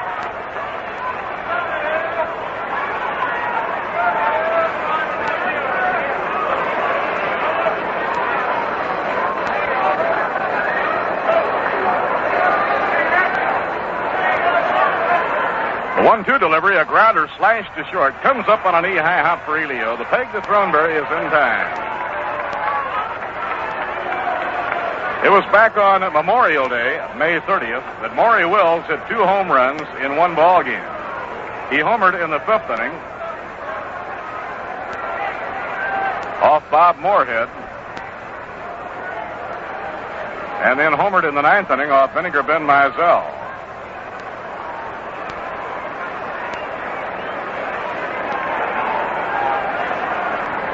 Willie Davis takes a pitch in there for a called strike. Maury has hit only 4 home runs during his major league career. He hit 1 last year. He hit none in 1959 and 60. He now has 3 this year. Ground ball hammered down to first. Big hop taken by Throneberry. The race to the bag. He beats him. Davis is out.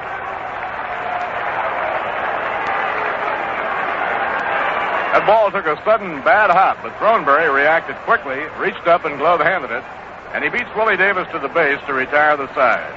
But the Dodgers take the lead on the home run by Maury Wills. 1 run, 1 hit, no errors, none left on. So we've come halfway, and the score at the end of 4.5 innings, the Dodgers 4 and the Mets 3. And now a word from Viceroy Cigarettes. I was at the races and the track was fast and the horses I backed ran dead last. I couldn't believe it, but the gal next to me had just finished picking 3 out of 3. It was plain to see I could use some advice, so I offered her a smoke, just to break the ice. She said, I only smoke filters, but some are so mild you can hardly taste them. And I just smiled. I said, Viceroy tastes the way you'd like a filter cigarette to taste. Not too strong, not too light. Viceroy's got the taste that's right. That's right. That's right. That's right. Now when I go to the track, I win, because I bring along my next of kin. Ah, that's right. So I want you to know, and I'll take all bets. If you smoke all 7 filter cigarettes, you'll find some too strong, some too light. But Viceroy's got the taste that's right. That's right. That's right. That's right.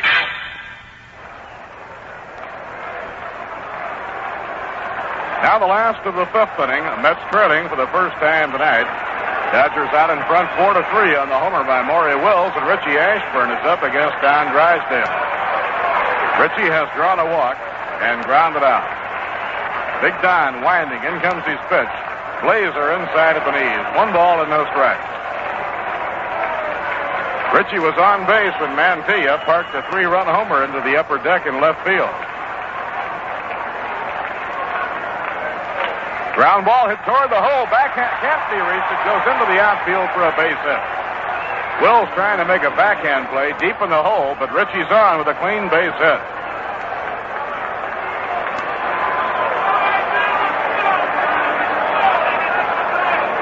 That's base hit number 4 off Drysdale. Mets have the tying run on Richie Ashburn. Nobody out. The hitter is Charlie Neal. Charlie has struck out and grounded out pitcher to first. Ground ball that he was thrown out on by Don Drysdale was hit hard. Drysdale reached out, flagged it down with a backhand stab.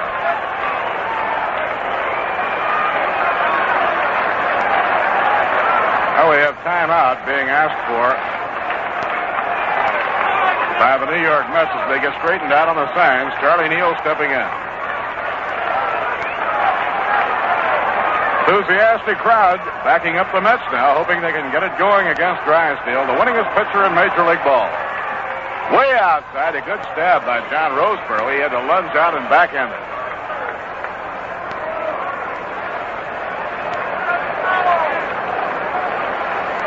Gene Whitling crouched in the on-deck circle with Sammy Taylor to follow. Last half of inning number 5, Dodgers in front 4-3. Drysdale up in pitching position. Throws to first, not in time. Richie Ashburn hustling back. Richie came up with a great throw to cut down Maury Wills, trying to score from second on a single to right earlier in the game. Throw to first. Richie has to dive to get back. Real close play at first base.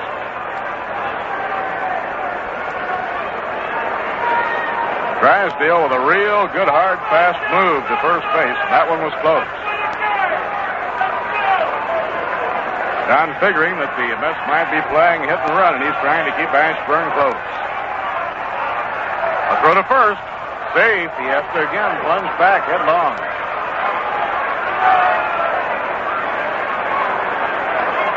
Don Drysdale really going to work on Richie Ashburn. Now Richie up with his lead once again. A throw to first, 4 in a row, and he's back again. Last 3 times, Richie's had to come back in with a belly whopper.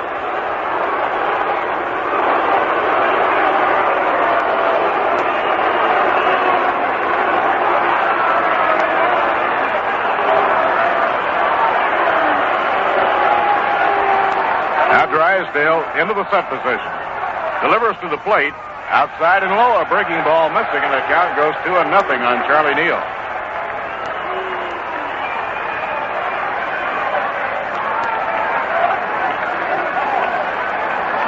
Now Charlie out of the batter's box, getting his sign from Sally Hemus.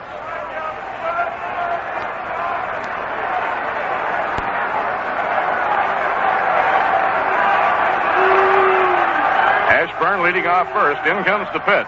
Blazing fastball over. A call strike, 2-1.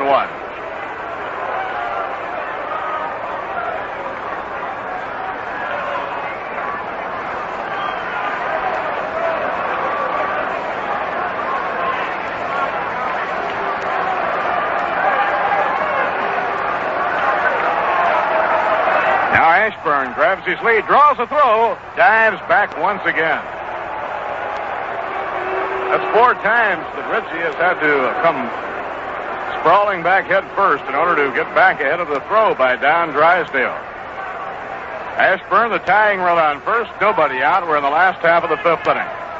This has been a ball game packed with excitement. Charlie Neal checking with Sally Hemus as Sally relays the signs along from manager Casey Stengel. Dodgers have the infield straight away against Charlie and the outfield straight away. Pitching 2-1. Ground ball hit hard up the middle, a base hit. Ashburn around second will try for third.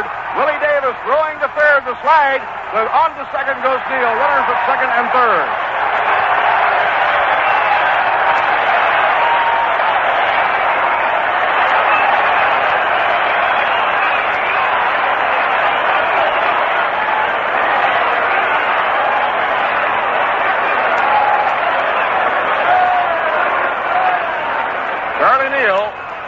Racing into second on the throw to third by Willie Davis. And now the Mets have runners on second and third, nobody out. Neal singled to center with a hot smash. Ashburn went around to third. And Charlie took second on the throw to third. Now Gene Woodling waiting. Here's the pitch to him. A high fly ball to left center field. Ashburn is tagging up. Willie Davis getting under it. He makes the catch. Here comes Ashburn. He'll score. The throw comes across towards third, and the game is tied.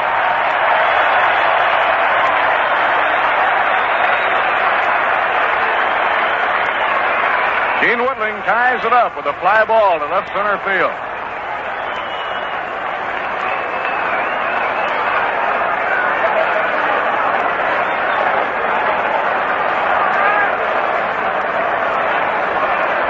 Now the New York Mets with the tie-breaking run on second. 1 out, and their cleanup batter, Sammy Taylor, facing Don Drysdale.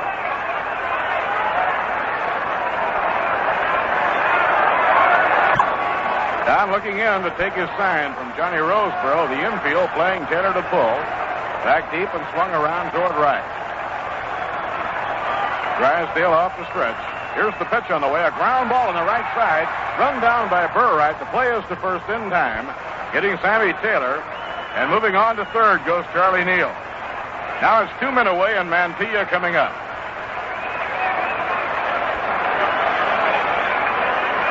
Warm-up action in the Dodger bullpen for the first time tonight. Ron Peronowski, a left-hander. Ed Roebuck, a right-hander. Both given the sign to get ready. Now here's the slugging star of the game, Felix Mantilla. Felix hit a 3-run homer in the first, and he singled to center field in the third. So Felix has 2 for 2 and 3 RBIs. Ball 1, a little bit high, and he takes it. Mantilla hitting at 276.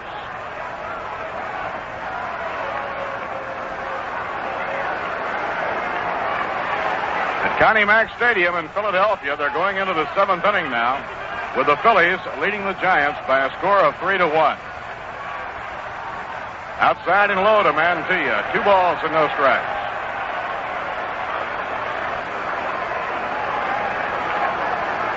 On 2 occasions this year, Mantilla can really get hot for you. Has had 5 hits in a row.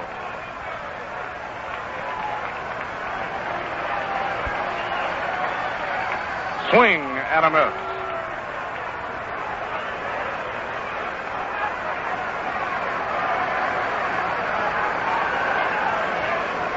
Mantilla's last time up prior to tonight's ball game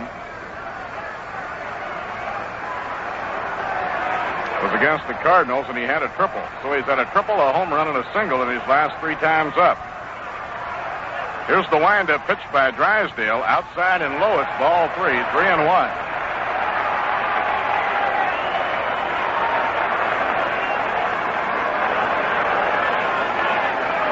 Chris Cannizzaro is coming in from the bullpen to the dugout. He may have to go behind the plate. Sammy Taylor was hit on the ring finger of his right hand when he got his hand in front of the ball in his haste to throw out a runner. A high pop fly to shallow left field. Maury Wills, scooting in the shallow left, says, "I'll take it," and he makes the catch. The side is out. But the Mets tie the game up in their half of the 5th inning. 1 run on 2 hits, no errors, 1 left on. And now 5 innings complete. Dodgers 4 runs, 7 hits, 1 error. The New York Mets 4 runs, 5 hits, and 1 error. Well, say, Lindsay, here's a Rheingold riddle that's pretty tough. You know what manager won pennants with 3 different clubs? Yes, sir. On a night like this, I do indeed, Robert, because he is sitting right down there in section number 27 right now. Bill McKegney, who won him with the Cards, the Pirates, and the Reds. Yes, sir. There's a fellow that goes on to Cooperstown to be inducted in baseball's Hall of Fame. Well, how about this one? Who managed the Yankees between Miller Huggins and Joe McCarthy? Well, of course, that's an easy one. Bob Shalkey. Well, now, if you flunk this one, we're all out of work. You know what makes Rheingold Extra Dry taste so good? That is sure an easy one, all right, Robert. In fact, the answer's right there on the label. You can read it. Extra dry. Those 2 little words tell you that Rheingold is beer as beer should taste. It's brisk, it's bright, it's clean, clear through. And dry tells you that Rheingold is brewed the long, slow, costly way. It's brewed extra dry to be extra refreshing. Just right to enjoy, well, along with every baseball game. Chris Cannizzaro will take over behind the plate, replacing Sammy Taylor. Sammy's on his way to the clubhouse to undergo some repairs. I'll tell you, catching in baseball is not the easiest job in the world. Now, for New York, number 8, Chris Cannizzaro. Number 8. So while we get set now to go along to the 6th inning, let's pause for station identification.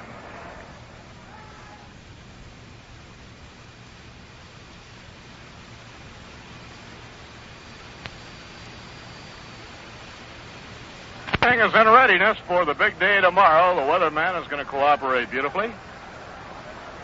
For your added convenience, because we realize so many of you will want to come in early tomorrow, the gates will be open at 9:30, and the bleacher and general admission seats will be on sale. Hope you're planning to be here. Good seats are still available.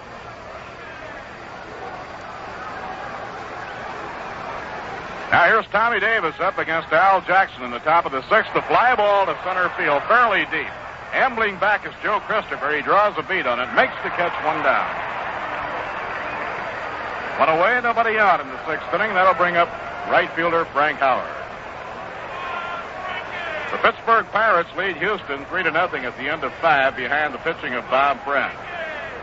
And almost unnoticed, Danny Murtaugh's Pittsburgh Pirates have been gaining on everybody. While the attention has been focused sharply on the Dodgers and Giants, the champions of 2 years ago, the Pittsburgh Pirates, with Vern Law and Joe Gibbon back in form and Bob Skinner really hitting, have been making huge strides. That's a strike on a foul tip. Right now, the Pirates are 3rd in the National League race. They're only 4.5 games out. We were talking to one of the Pirate scouts just a couple of days ago, and he says that the Pirates, to a man, feel that they are going to win the pennant this year.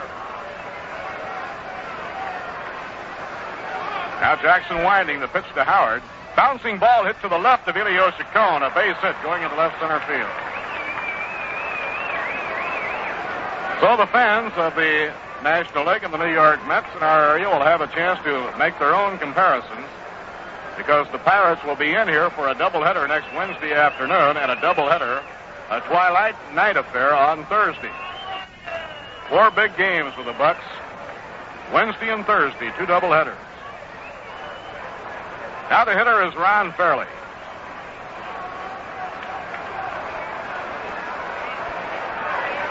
Down comes the pitch. Outside and low. Farley has really been tough for the New York Mets. He's been tougher to get out than trying to get mosquitoes out of your back porch. He's hitting about 500 against the Mets this year. Tonight, Ron has singled to right and drawn a walk. Breaking ball over, throw to first by Canizero, not in time. Chris has a good arm, and he really whipped that one down to Marv Thornberry as they tried to get big Frank Howard.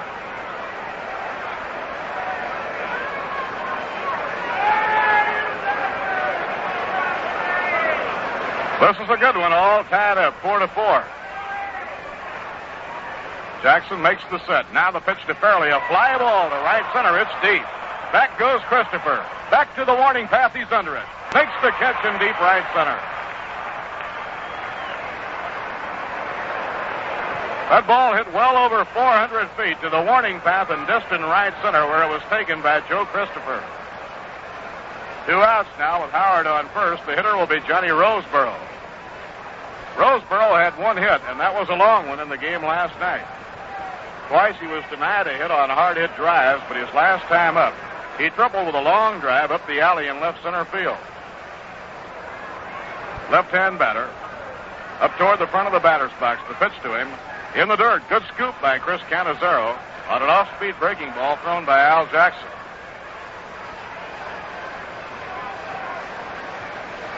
The Dodgers own a big edge over the Mets this year, but some of these ball games have been great ones.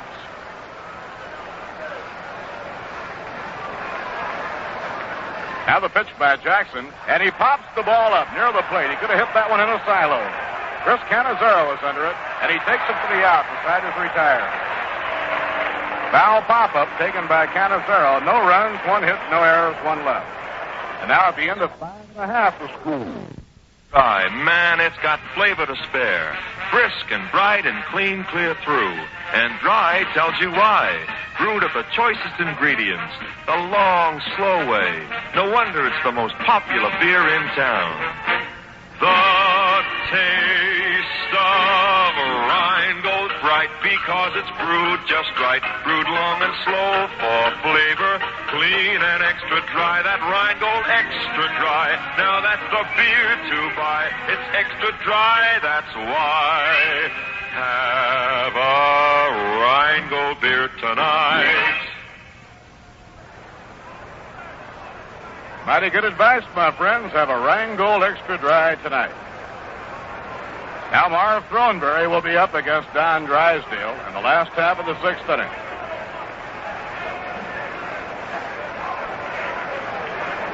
Marv 0 for 2 will be followed by Joe Christopher and then Elio Chacon.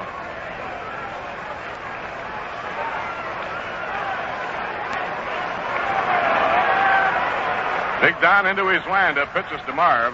Fastball inside across the letters. 1 ball and no strikes.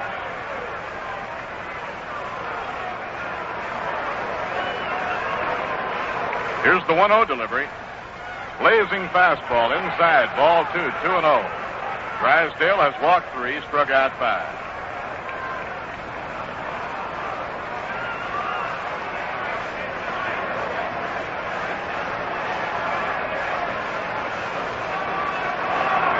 Don cranking up, and the pitch to Marv. He goes after it, a foul pop-up. This will be out of play. Beyond the reach of Johnny Roseboro, back into the crowd. The big story and the big concern with the Dodgers, who are fighting for the National League pennant, is Sandy Koufax. Sandy, who has emerged as a truly great one, had to leave last night's ball game due to a numbness in the index finger of his pitching hand and also in his thumb. Foul back. No play, and it's 2-2 on Marvin Thornberry. Koufax has been absolutely brilliant, and without him, the Dodgers could encounter all kinds of problems in trying to win a pennant.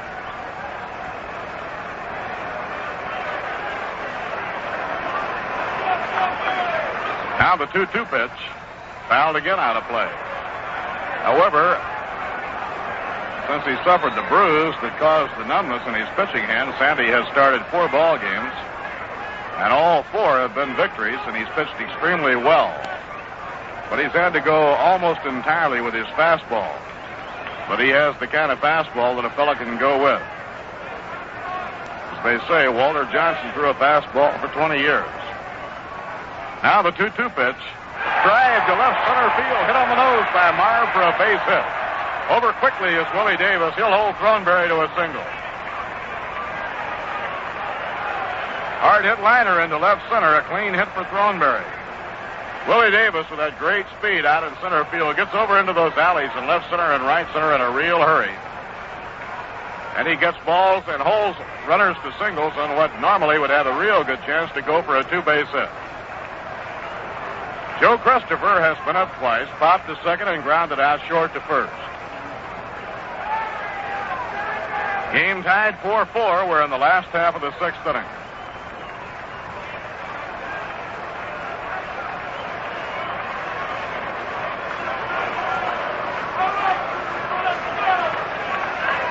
Now Don Drysdale looking into Roseboro to get his sign.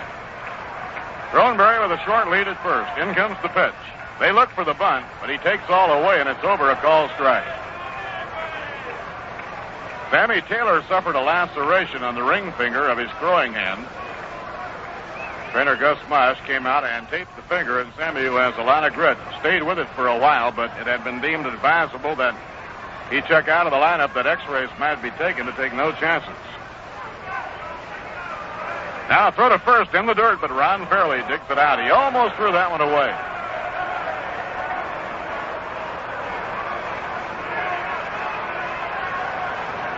Now Christopher getting his sign from Sally Hemus. Los Angeles 4 runs on 8 hits and 1 error. New York 4 runs, 6 hits and 1 error.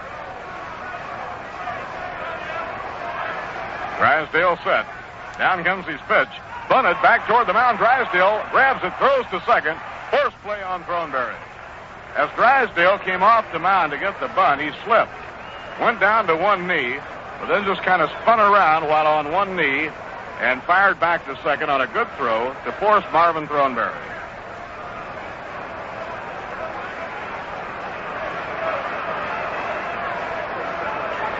Christopher on first on the attempted sacrifice and fielder's choice, and the hitter now is Elio Chacon. Elio has grounded out third to first and skied to right. He's hitless and 2 times up.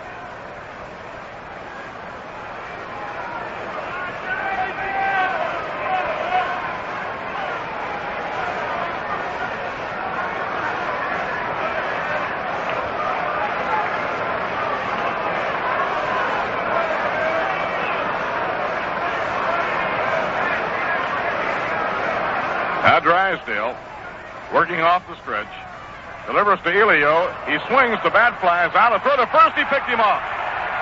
Roseboro to Ron Fairley, and Christopher is picked off. They might have had a hit-and-run play going that time, although Christopher was not too far off first base. Elio just about threw his bat at the ball, indicating that the hit-and-run might have been on. And Roseboro whipped a strong throw to Ron Fairley, and Christopher, trying to dive back in, is picked off.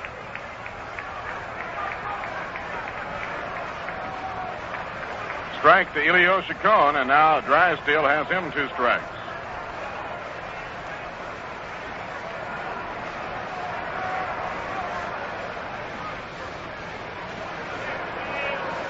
One ball, 2 strikes on Elio Chacon. The game tied 4-4. The Mets took the early lead on a 3-run homer by Felix Mantilla off Drysdale in the opening inning. The Dodgers got 1 run back in the second. Roseboro's ground ball driving in the run. Willie Davis knocked in the second run, and the third scored on an error charge to Chacon to tie it up. Here's the pitch on the way. Foul ball off the plate. No play. Maury Wills gave the Dodgers a lead in the 5th inning when he hit a home run to the opposite field. But the Mets bounced right back to tie up the ball game on base hits by Ashburn and Neal and a sacrifice fly by Gene Woodley. Pitching 1-2. Swing and a miss. He struck him out. Elio Chacon fanned, number 6 in the game for Don Drysdale in 6 innings. No runs, 1 hit, no errors, none left on. And now 6 innings complete. The score, The Dodgers 4 and the Mets 4. Now all set to step in behind our microphone and carry the remainder of the way in this exciting game tonight from the Polo Grounds, Lindsey Nelson. Thanks very much, Bob Murphy. Al Jackson on his way out to the mound right now. Starting pitcher still in there for the New York Mets. And he will be facing Larry Burright, Don Drysdale, and Maury Wills for the Los Angeles Dodgers in the top half of the 7th inning. With the season half gone, Rheingold Extra Dry would just like to tell you what a pleasure it's been to be able to bring you the Mets on radio and television. Of course, there's still a lot of baseball action left, and you can be sure that Rheingold Extra Dry will bring you every bit of it. So settle back and enjoy this game presented by Rheingold Extra Dry, and you'll enjoy it even more with a fine cold glass of Rheingold Extra Dry at your side.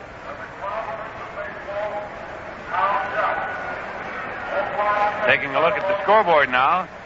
In the lone afternoon action, the Chicago Cubs defeated the Cincinnati Reds 1-0. Cal Kuntz pitching a one-hitter, Perky taking the loss. The end of 7 innings of play in Philadelphia. It is now the Phillies 3 and the San Francisco Giants 1. Odell against Bennett. Chuck Hiller homered in the 5th with nobody on for the Giants. The end of 6 innings of play, the Pittsburgh Pirates 3, the Houston Colts 45-0. Dick Farrell against Bob Friend. The end of 2 innings of play, the St. Louis Cardinals 0, Milwaukee Braves 0. Bob Gibson against Warren Spahn. That's the way the action is going elsewhere in the National League. Right here, Larry Burright steps into the batter's box, right-hand batter. Left-hander Al Jackson dips into the windup, and here's the pitch. It is swung on and missed for strike 1.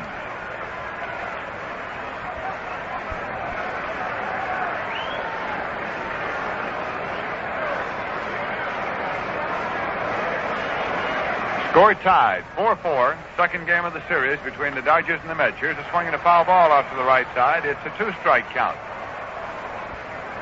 to Larry Burright.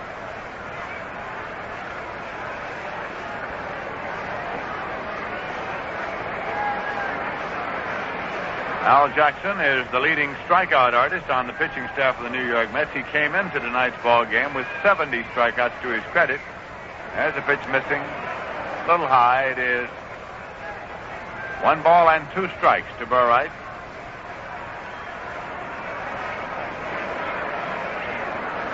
The gates will be open here at the Polo Grounds tomorrow morning at 9:30 a.m. Here's a 1-2 pitch. Swung on. That's a ground ball. Taken at third by Mancia. Throws on to first in time and got him. Nice play by Felix Mancia. Moving to his left to glove it and then threw on the run. There is 1 man out, and pitcher Don Drysdale is coming up. He has been up twice without a hit. Tall, rangy right-hand batter. Drysdale, the winningest pitcher in the major leagues, with 15 victories to his credit. The only National League pitcher ever to take 15 victories into the All-Star game at midsummer. The season that Dizzy Dean won 30 games. He took 14 into the All-Star game.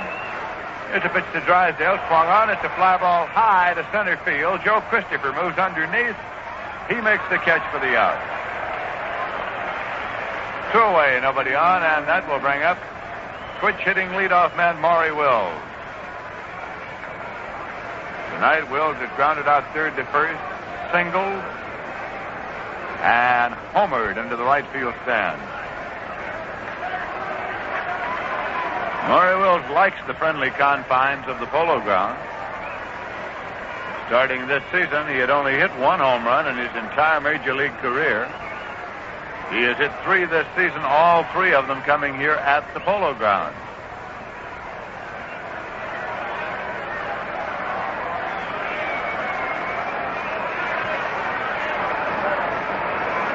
Two men out and nobody on base. As Jackson is into the windup and the pitch. There's a curveball in there for a call, strike 1.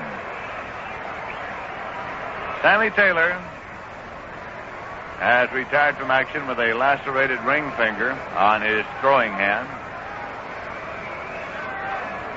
The finger's giving him a lot of trouble during his career. There's a pitch tight, a fastball right across the top of the letter.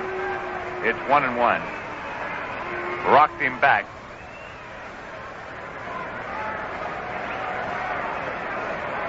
Jackson's pitch swung on and lined a foul ball, missing by inches. And Leo DeRocher, the coach at third base, is coming out now to question Tom Gorman, the umpire who made the call. The ball hit a couple of feet in front of Gorman. It is a foul ball. Maury Wills pulled up at second base and is being called back by Jocko Conlon, the umpire behind the plate.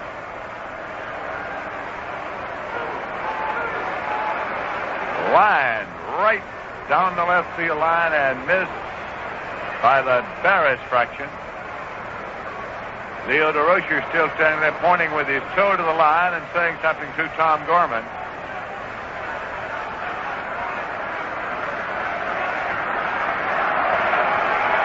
Maury Wills is talking to umpire Jocko Conlon at the plate. DeRocher still out there along the left field line, walking now reluctantly back toward the coach's box at third.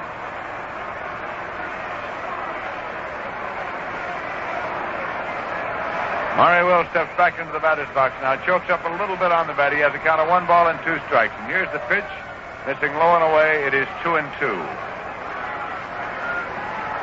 Score tied here. The Dodgers 4 and the Mets 4 in the top half of the 7th inning. Concluding game of this series will be played tomorrow afternoon. There's a pitch low. So the count is full to Maury Wills at 3-2.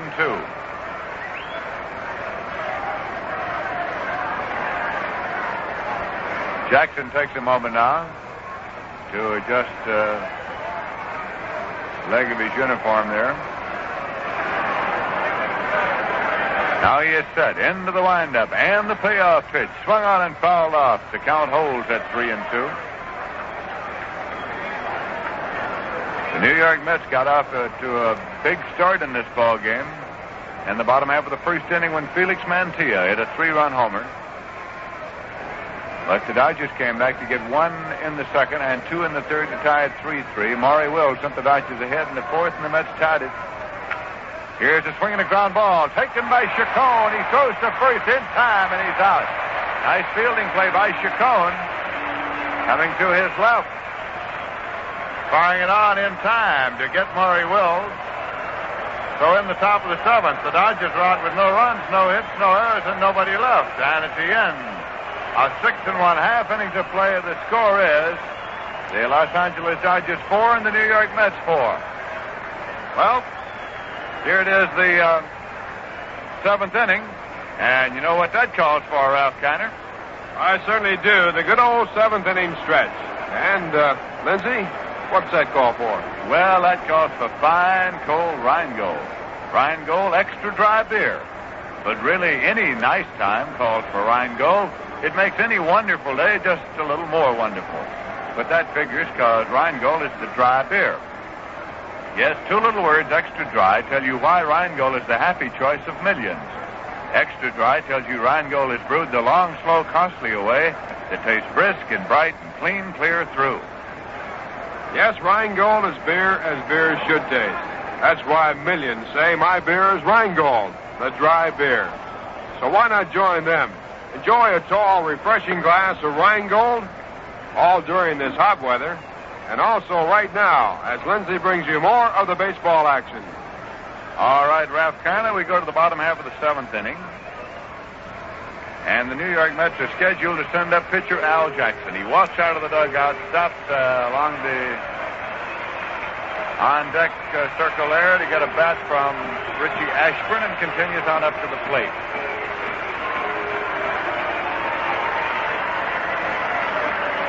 Jackson has been up twice. He doubled and struck out, trying to bunt the third strike, trying to utilize his speed, and he has an abundance of it. It's a 4-4 tie. The Mets battling the league-leading Dodgers. That's a fastball in there for a called strike.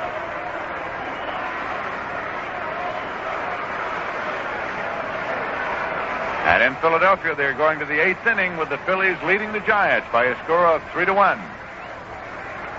Drysdale's pitch is swung on and missed for strike 2. Big Don Drysdale Giving a sidearm delivery. Blazing fastball, his best pitch.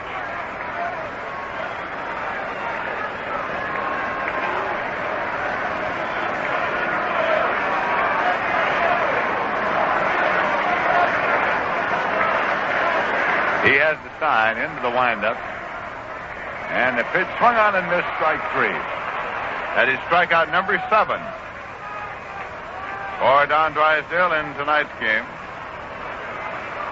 One away, nobody on, and Richie Ashburn is coming up to the Mets. He walked, was on base when Mantilla hit his 3-run home in the first inning. The second inning, he grounded out to first base. Fairly played it over to Drysdale's covering. And Ashburn singled and scored in the bottom half of the 5th inning. Scored on the sacrifice fly by Gene Woodling to center field. Drysdale's pitch to the left-hand batter. Swung on and fouled off for strike 1.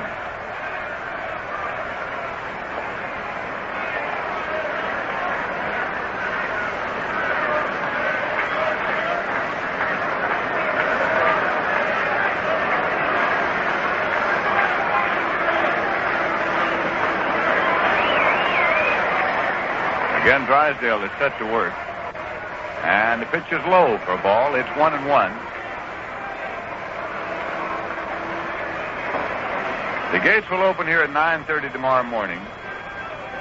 The old-timers activity will start at 1:30 tomorrow afternoon, and the game between the Dodgers and the Mets will be at 3 o'clock tomorrow afternoon. That pitch is high for a ball. It's 2-1. Charlie Neal kneeling in the on-deck circle now for the New York Mets.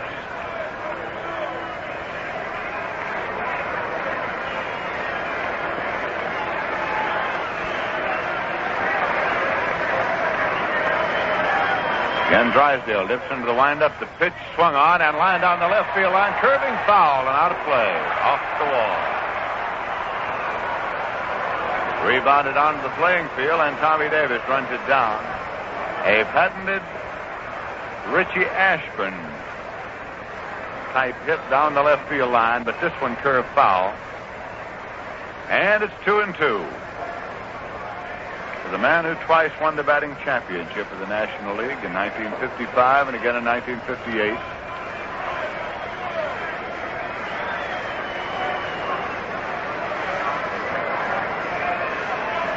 Jocko Conlon now comes around to say something to Ashburn. Comes around in front of catcher John Roseborough. Now Conlon reassumes his position behind the plate. And the 2-2 pitch swung on and fouled off on the ground. Back at third. Count holds it 2-2 to Richie Ashburn.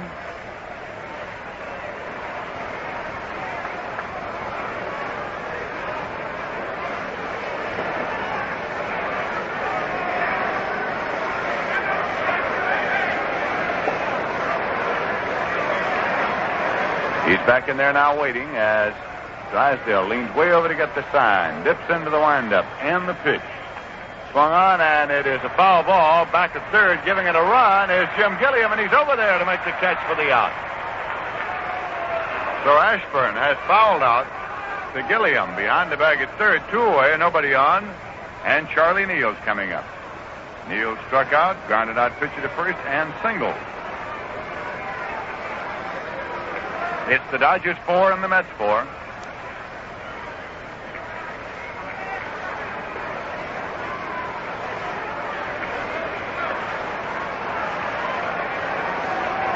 Dodgers started the night 1/2 game ahead of the second-place San Francisco Giants. There's a pitch swung on. It's a ground ball to third. Gilliam takes it deep. Now up and throws on to first in time for the out. So in the bottom half of the 7th, Drysdale got the Mets out in order with no runs on, no hits, no errors, and nobody left. And at the end of 7 complete innings of play, the score is the Los Angeles Dodgers 4, the New York Mets 4. Now we have the official paid attendance figures for tonight. Official paid $23,910. Service and press $635. Total in the ballpark tonight, $24,545. The New York Mets have gone over the $500,000 mark. 505,146 paid to this point. So the New York Mets are over the 500,000 mark in attendance, and the Met management wishes to thank the fans of New York and vicinity for their support during the first half of this season, for turning out to see National League Baseball back in the city of New York. Right now, in order to allow our stations to identify themselves, we pause for station identification.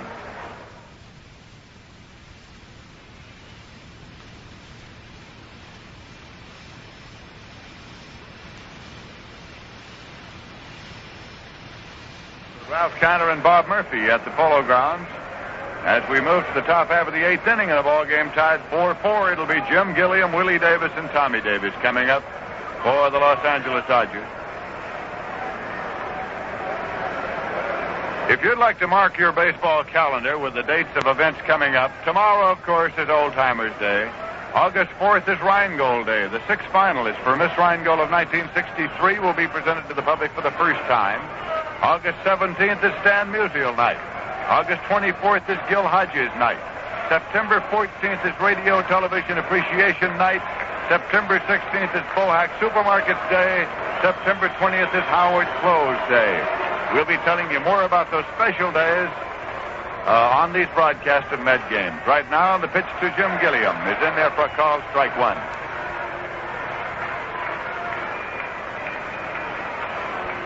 Gilliam doubled, single, and grounded out, short to first.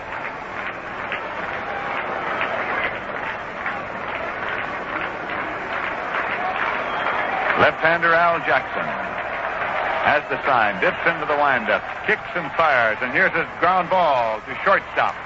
Taken by Elio Chacon. He plays over to Thornberry in time, and he's out. So Gilliam has grounded out short to first, one away, and Willie Davis is coming up. Davis struck out, tripled to drive in a run, later scored himself and grounded out to first base.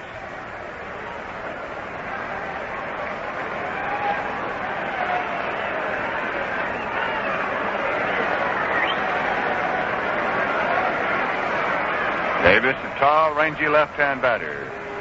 Waiting for Jackson's pitch, and he takes it in there. Fastball for a call, strike one. The Dodgers 4 and the Mets 4, battling here in the top half of the 8th inning.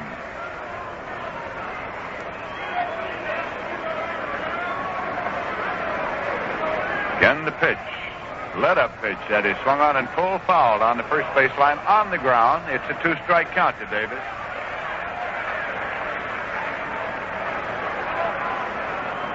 The National League this afternoon, the Cubs defeated the Cincinnati Reds 1-0. Al Kuntz pitched a one-hitter. Going to the bottom half of the 8th inning in Philadelphia, it's the Phillies 3 and the Giants 1. Going to the 8th inning in Houston, it is Pittsburgh 3 and the Houston Colt 45s 0. Going to the bottom of the 3rd in Milwaukee, it's the Cardinals 2, the Braves 0. Pitch is low and away to Willie Davis, gets away and comes all the way back. It's 1-2 to him. Now there is action in the bullpen for the Los Angeles Dodgers. Joe Moeller, a tall right-hander, is out there throwing. 19-year-old Joe Moeller. In the American League, all the action is night action. The Yankees at Los Angeles against the Angels in the latest start. The Red Sox at Kansas City in the latest start. Monboquette against Walker. The end of 6.5. It is Baltimore 5, Cleveland 3. Here's a swing and a foul ball. Detroit at Chicago, delayed because of rain, had not yet begun. And at the end of 3 innings of play, the Minnesota Twins won, the Washington Senators 0. Cheney against Pasquale. That's how the action is going elsewhere. Right here, it's a 4-4 tie with a count of 1 ball and 2 strikes to Willie Davis at the plate. Al Jackson with the windup and the pitch. Slow curveball, cut on and pulled foul on the first base line. The count holds at 1-2.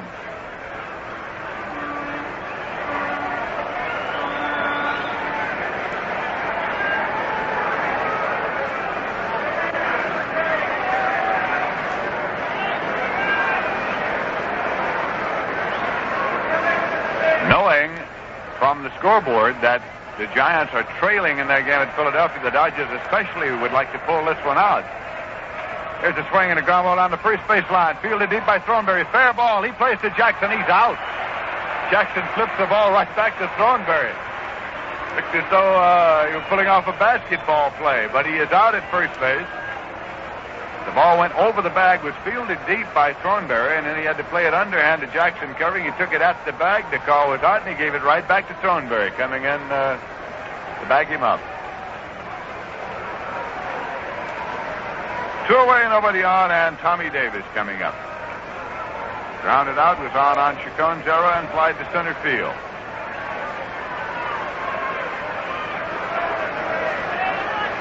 "23-year-old right-hand batter. Takes a pitch high. Pops out of the big glove of Chris Canizero and comes on back.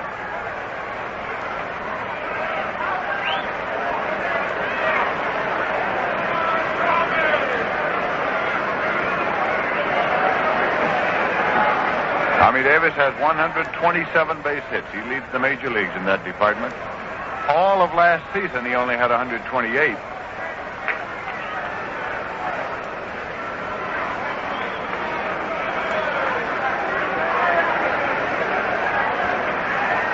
That's a fastball getting in there.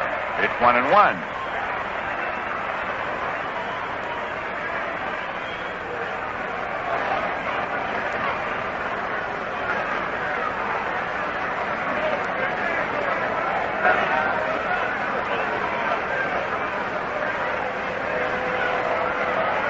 Jackson, before coming up on the rubber, dropped the ball out of his glove, walks over to pick it up now.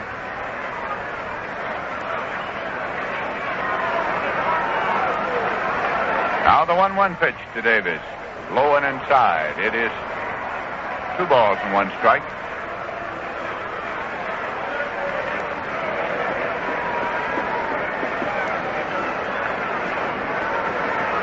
Two home runs in the ball game tonight. 3-run homer by Felix Mantilla of the Mets in the first inning. Homer with nobody on by Maury Wells of the Dodgers in the 5th. Pitch is in the dirt in there on a short hop. It's 3-1 now to Tommy Davis. Frank Howard kneeling in the on-deck circle for the Dodgers.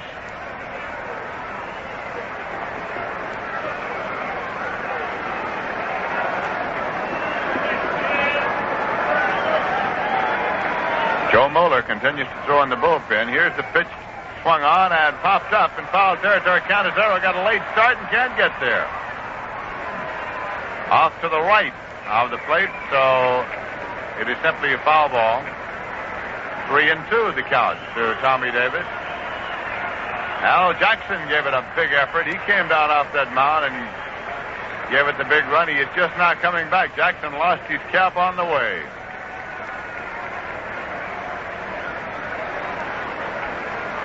Taking his time, going back to the mound.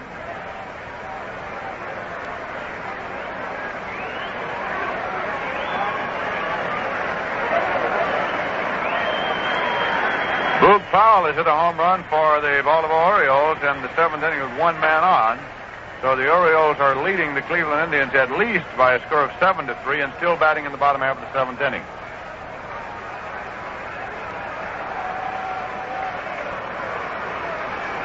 Right here, the score is tied, 4-4, and here comes a payoff pitch to Tommy Davis. Swung on and lined into right field for a base hit. Taken by Richie Ashburn, relays it in. Davis holds it first. For Tommy Davis, that is base hit number 128 this season. It keeps his consecutive game hitting streak alive at 15 consecutive games. That ties Ron Fairley's 15-game hitting streak as the longest for the Dodgers this season. All of last season, Tommy Davis got only 128 base hits. That is his 128th of this season, and he leads the major leagues in that department. Time has been called as Chris Canizero goes out to check with Al Jackson halfway to the mound. The big Frank Howard swinging a bat. He's 2 for 3 tonight. And the other time he lined out to second base.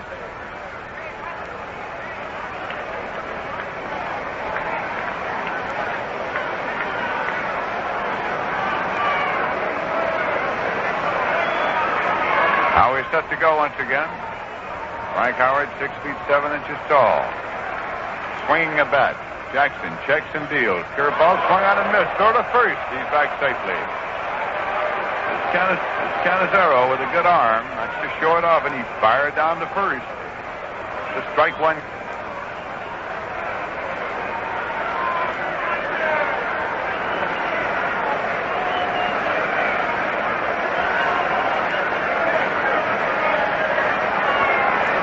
Again, Jackson is in the set position, and the pitch swung on as a ground ball to shortstop. Taken by Ciccone, placed to Charlie Neal for the fourth.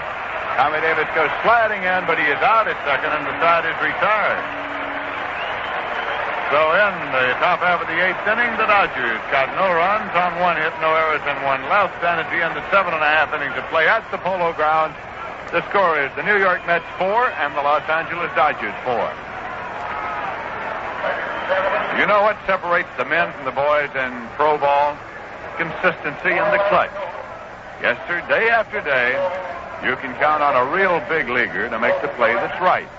And among filter cigarettes, there's one brand you can count on to give you the taste that's right every time.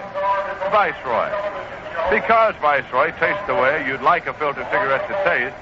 Not too strong like some filter cigarettes that taste as if they didn't have a filter at all. Not too light like the weak sisters that filter all the fun and flavor out of smoking. Viceroy's got the taste that's right. And that's why I'd like you to put it to the toughest test of all. Smoke all 7 leading filter cigarettes, and I'll bet dollars to donuts you'll find some taste too strong, some taste too light. But Viceroy's got the taste that's right. That's right, my friend. Every time you smoke a Viceroy, you'll know you've picked a winner. Viceroy comes in the familiar soft pack or the exclusive new slide top case. As we go to the bottom half of the eighth inning, the New York Mets will send up Gene Woodling, Chris Canizero, and Felix Mancia. And Bill Hunter is throwing in the bullpen for the New York Mets. Lefty Bill Hunter is throwing in the bullpen for the Mets.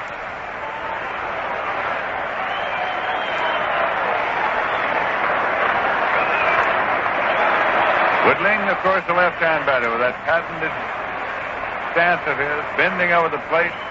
Drysdale's pitch is inside. It's ball 1.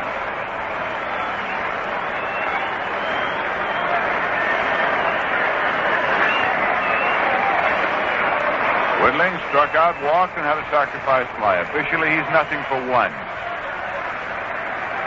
The right-hander now with the pitch swung on. Foul back onto the screen. 1-1.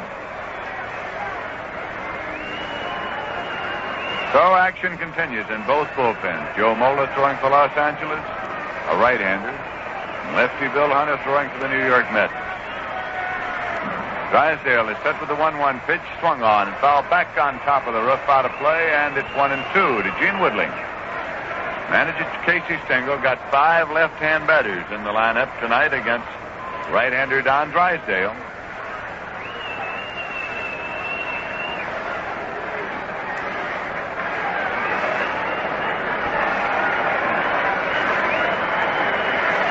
Drysdale tonight looking for the 16th victory of the season. Here's a 1-2 pitch. Swung on and has a drive to right field, and it is one hop to the wall, and it is being chased around by Howard. Woodling is on his way to second. Howard does not have it yet. Woodling is on his way to third. The relay is coming in. He stands up at third with a triple.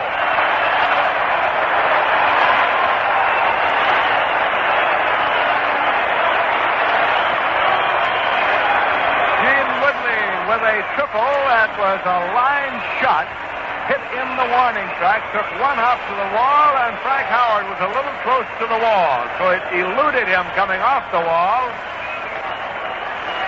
And now manager Casey Stengel has come out. He is calling Chris Canizero back from the plate. He wants to have a word with Canizero. The old professor, number 37, talking to Canizero now.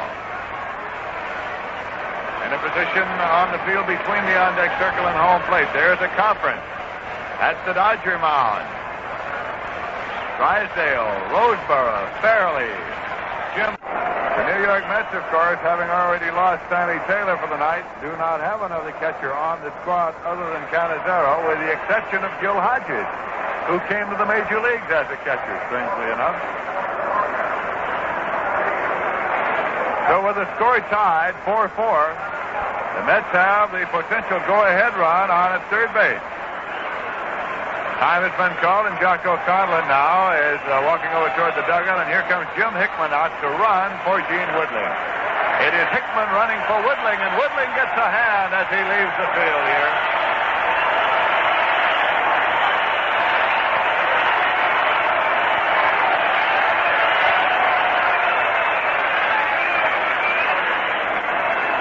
Jim Hickman with good speed is on at third base now, running for Gene Woodling, who blasted a triple in the bottom half of the eighth inning. Here is the right-hand batter, Chris Cannizzaro, up for his first time in this ball game. Los Angeles Dodgers have the infield in, hoping for a play at the plate. Now they back clear right up about 3 steps at second base. Looking in, bending over to get a sign, Don Drysdale. He dips into the windup, and here is the pitch. In there for a call, strike one. He used the fastball.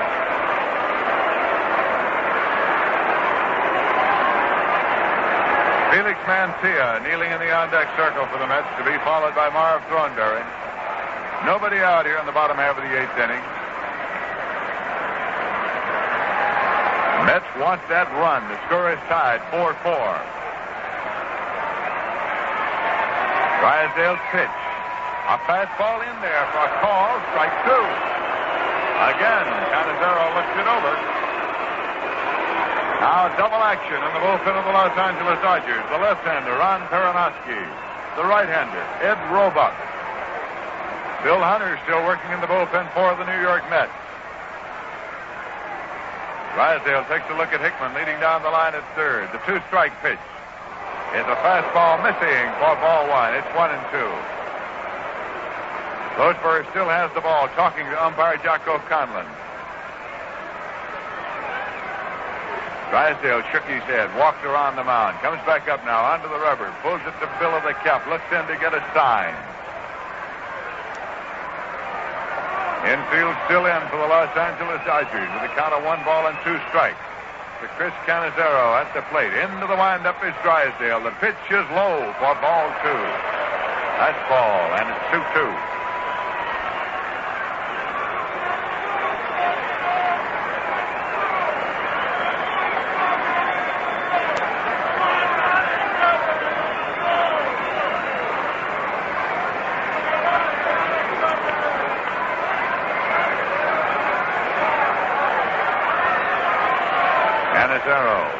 Waggling that bat.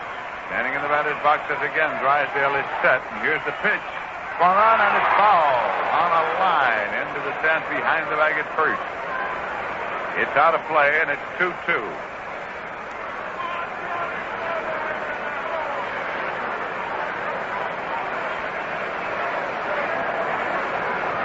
The Los Angeles Dodgers 4 and the New York Mets 4.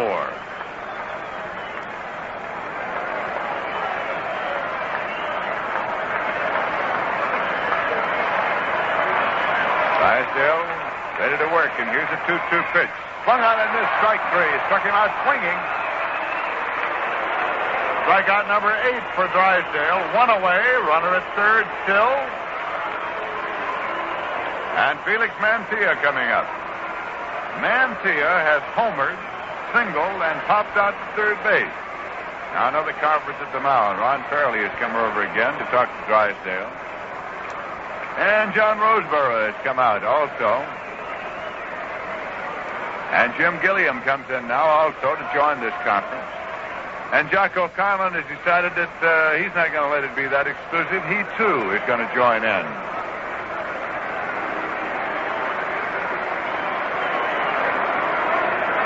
Now they break it up just as Conlon gets there.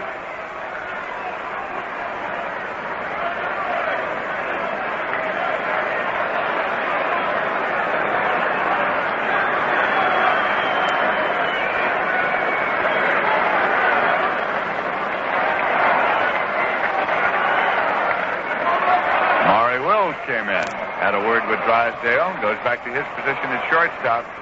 Mantilla steps into the batter's box. A ball got out of the bullpen of the New York Mets and rolled all the way out to the center field area, so time is being held up right now while that ball is retrieved. All right, we're ready with Mantilla, right-hand batter, standing in. Hickman leading down the line at third. One man out. Drysdale leaning way over to get his sign from John Roseboro. Rhythmic applause starting here at the Polo Grounds. The windup and the pitch. Swung on and foul back onto the screen for strike one.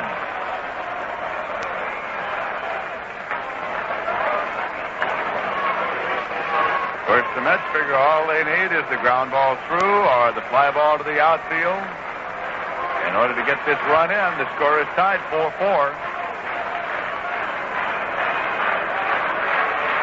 For that reason, the Dodgers are playing the outfield comparatively shallow as well, in center and in right, in order to be able to make a play at the plate. Here's the pitch. It's a call, strike two. Felix Mantilla. Don Drysdale trying to pitch himself out of trouble. Gene Woodling opened up this bottom half of the eighth inning with a triple.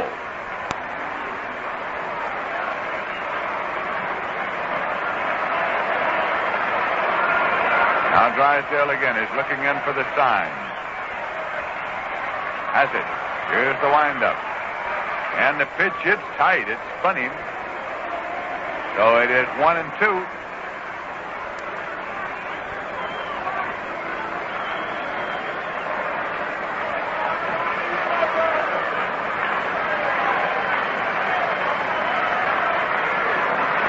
Mantilla swinging the bat. In the batter's box as Drysdale is set to work. That pitch misses low and away for ball two. It's 2-2.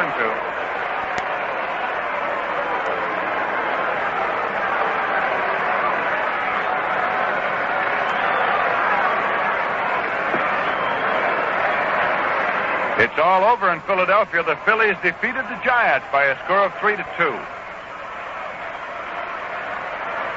Right here, the score is tied 4-4. The Dodgers and the Mets. Drysdale taking a long time to get the sign for the 2-2 pitch. It's on the way. Swung on and popped up foul to the right side, out of play.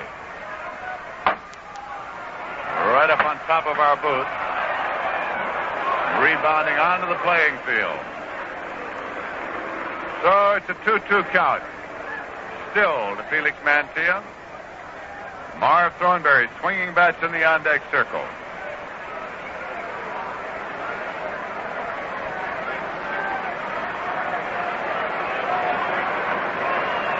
Jim Hickman leads down the line at third.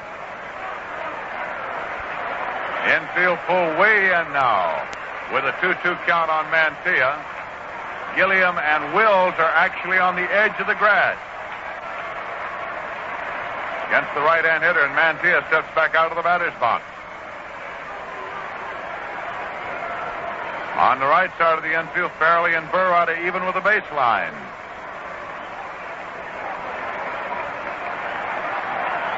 Here's the windup and the 2-2 pitch. It's tight. Spun him back and rolled a few feet away from Roseboro. So it is a full count.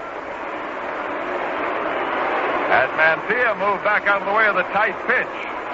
Roseboro couldn't hang on to it either and popped out of his big glove, rolled a couple of feet up the third baseline. No advance on the play. So it's a full count now to Felix Mantilla.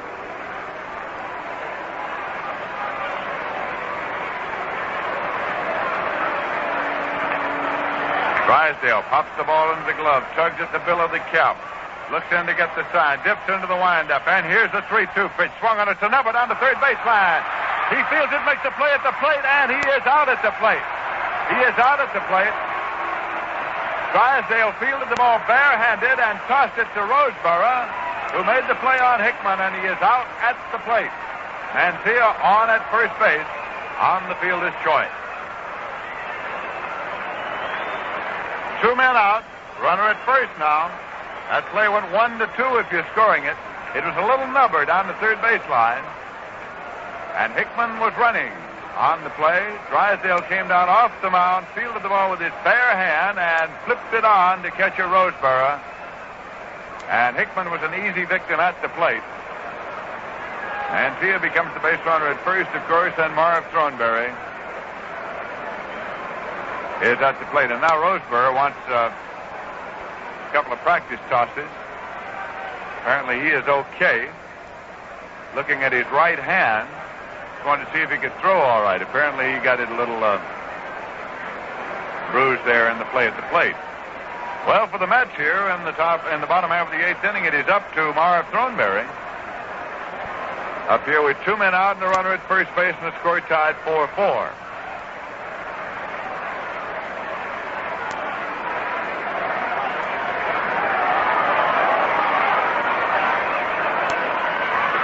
Swing and a miss by Thornberry. In Philadelphia, the Phillies got 3 runs on 11 hits and no errors. The Giants got 2 runs on 5 hits and no errors. Dennis Bennett, the winner, going all the way for the Phils and giving the Giants only 5 hits. Billy O'Dell was the loser, relieved by Don Larson in the 8th inning. Here's a lob throw over to first base. Mantilla gets back safely.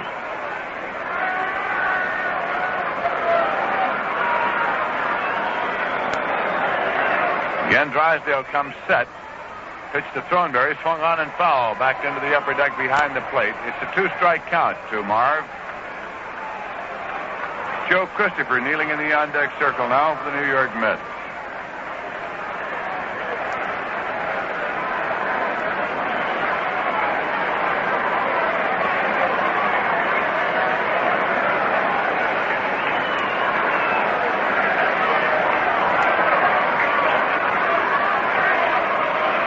Drysdale again is in the pitching position. Mantilla leads at first. Pitch is high and away for ball. 1-2 now to Thornberry. Pitching coach Joe Becker of the Los Angeles Dodgers has waved out to the bullpen now, telling Ron Perinoski to sit down. Roebuck continues to throw, but Perinoski has stopped. Here's a 1-2 pitch to Thornberry. Tight, rocked him back, and it's 2-2.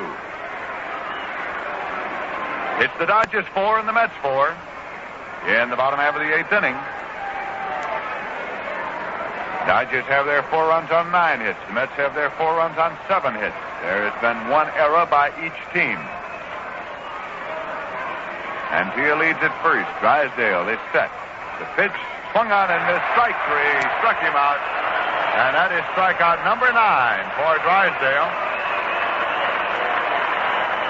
And in the bottom half of the 8th, the Mets got no runs on 1 hit. The triple by Woodling.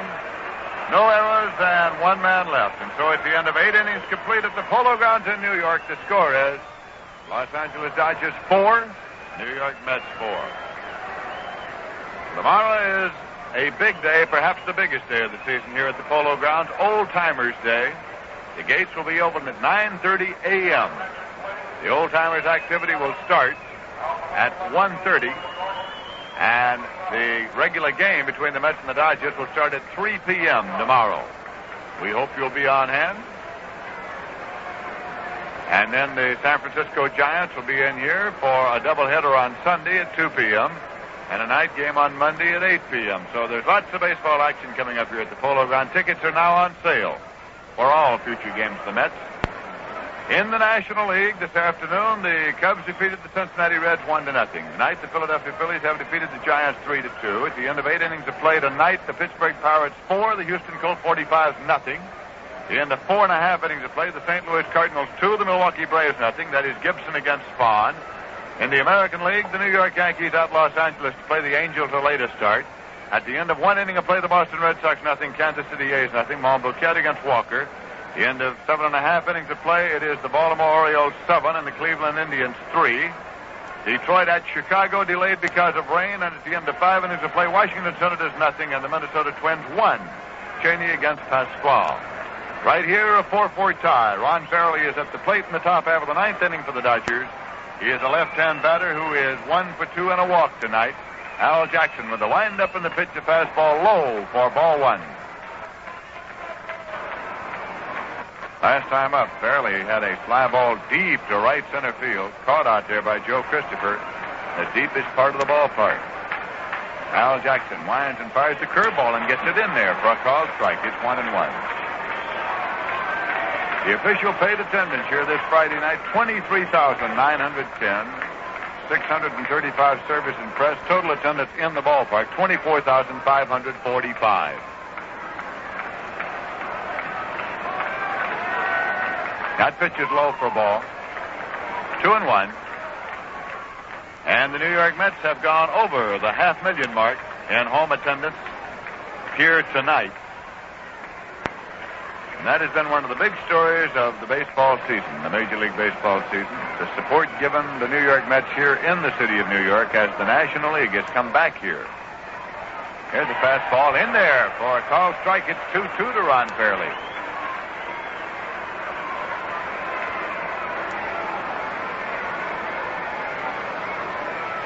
Jackson has walked only one man tonight, and it was Ron Fairley.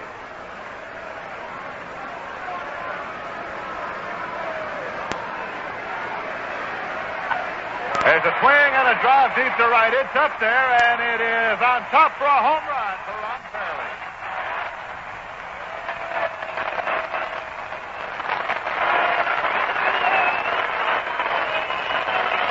So Fairley comes on around as he has put the Dodgers out in front by a score of 5-4. For him, that is his 8th home run of this season. Coming with nobody out in the top half of the 9th inning. That brings up John Roseboro, who is 0 for 3 in the ball game tonight. Left-hand batter. And has a pitch low and away for ball 1.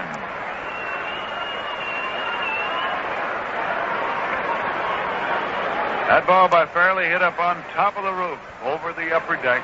On out of the ballpark in right field. As a pitch low to Roseboro. It's 2-0.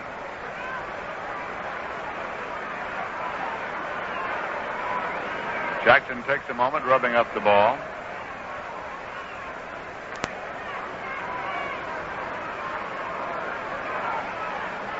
Two 2-0 pitch.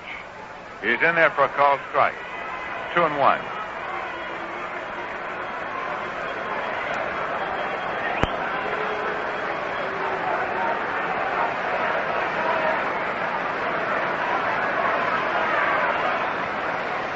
This one hits low in the dirt. It's blocked by Canizero. It's out to 3-1 now to John Roseboro.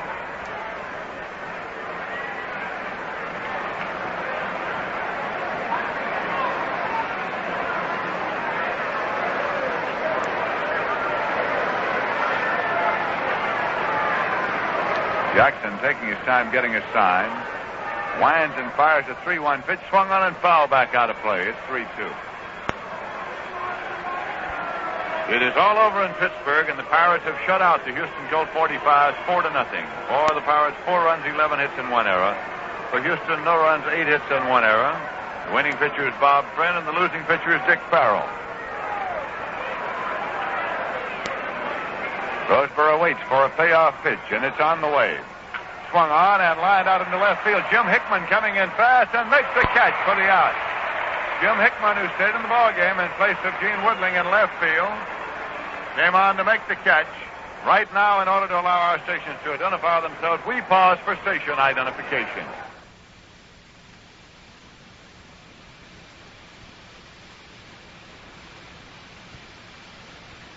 810 on your dial. This is WGY Schenectady. This is Lindsey Nelson with Bob Murphy and Ralph Kiner at the Polo Grounds in New York, where the Dodgers now lead the Mets by a score of 5-4 in the top half of the 9th inning. One man out, nobody on, and second baseman Larry Burright, a right-hand batter, is at the plate. He is 0 for 3 tonight.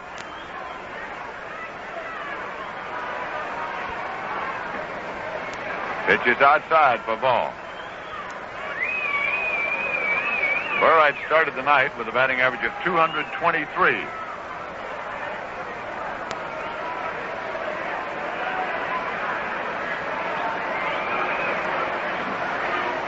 Here's a swing and a foul ball back and out of play.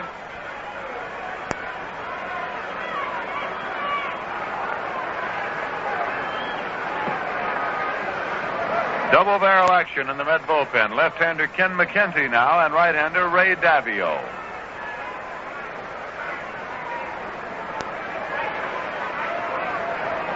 Jackson looking in for a sign. The 1-1 pitch to Burright. Low for ball 2. It's 2-1. While earlier in the season, most backers of the Dodgers felt that they would have to go with Burright at second and Jim Gilliam at third in order to go all the way. Some of them have changed their minds. Here's a pitch low and away for ball 3. It's 3-1. There are Dodger backers now who feel that in order to go all the way, perhaps the Dodgers will have to go with Gilliam at second and Darrell Spencer at third base. Here's a 3-1 pitch. Swung on and lined on a short hop to Mantilla, and he makes the play across the first in time. Nice play by Mantilla at third. Took the liner on a short hop and made the throw across in time. 2 away. And Don Drysdale comes out of the dugout and gets a hand here. Likely he gets a mixed reception.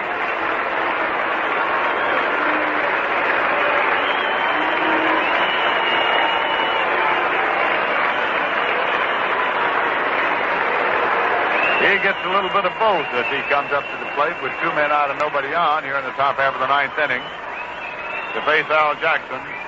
If you'd like to look ahead to the bottom of the 9th, the New York Mets are scheduled to send up Joe Christopher, Elio Chacon, and Al Jackson.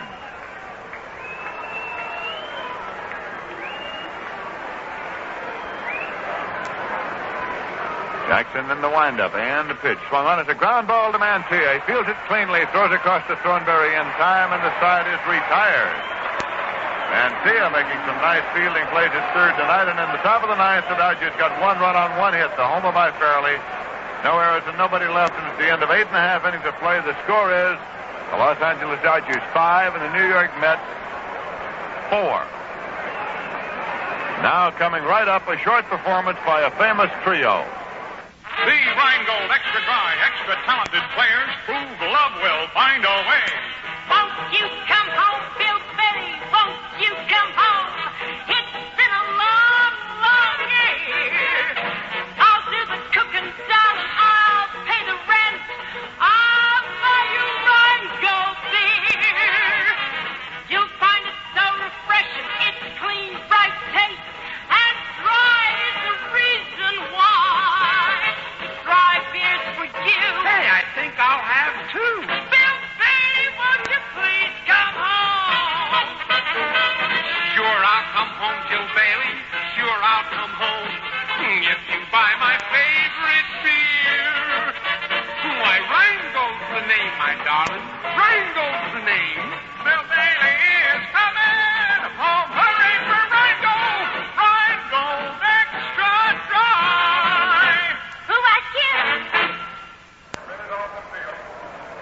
Going now to the bottom half of the 9th inning, the New York Mets will send up Joe Christopher. Defensive changes have been made by manager Walter Alston of the Dodgers. Tim Harkness is now playing first base. Tim Harkness is playing first base for the Dodgers. Ron Fairley has gone to right field, and Frank Howard is out of the ball game. That is a change frequently made in late innings by the Dodgers when they are leading. Fairley to right field, Harkness to first base, Howard out of the ball game.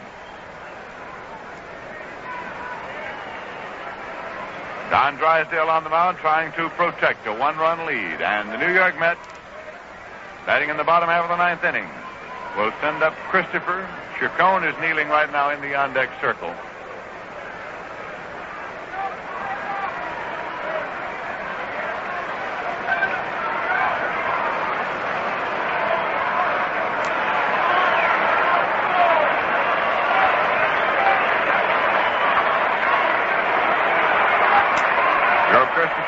Nothing for 3 tonight.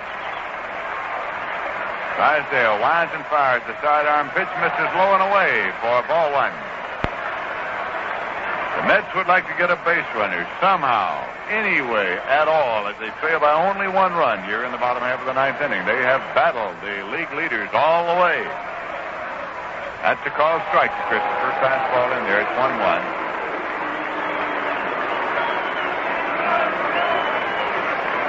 We've had 2 home runs in the ballgame tonight. One by Felix Mantilla of the Mets, a 3-run homer coming in the first inning, and one with nobody on by Maury Wills of the Dodgers in the 5th inning. One by Fairley. Here's a ground ball to second base, taken by Burright. He plays over to first in time. The one by Ron Fairley, of course, the homer, coming in the top half of the ninth inning, put the Dodgers out in front 5-4. So the Dodgers have had 2 homers and the Mets have had 1. And now Elio Chacon is being called back to the dugout with 1 away and nobody on. And Frank Thomas is being sent up to the plate. Frank Thomas is being sent up to bat against Don Drysdale. Batting for Elio Chacon as manager Casey Stengel now has to go for distance, trailing by 1 run in the bottom half of the ninth inning.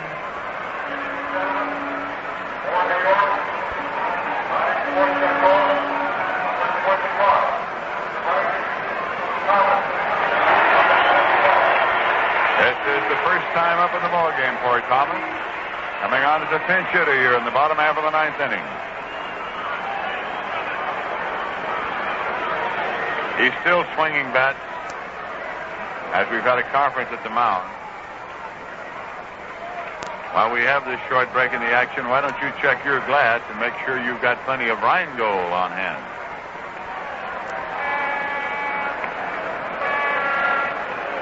Thomas comes on around, steps into the batter's box. Already tonight in Philadelphia, the Phillies have defeated the Giants by a score of 3-2. Pirates have won their ball game, shutting out Houston. Drysdale into the windup. The pitch to Frank Thomas. Low and away for ball 1.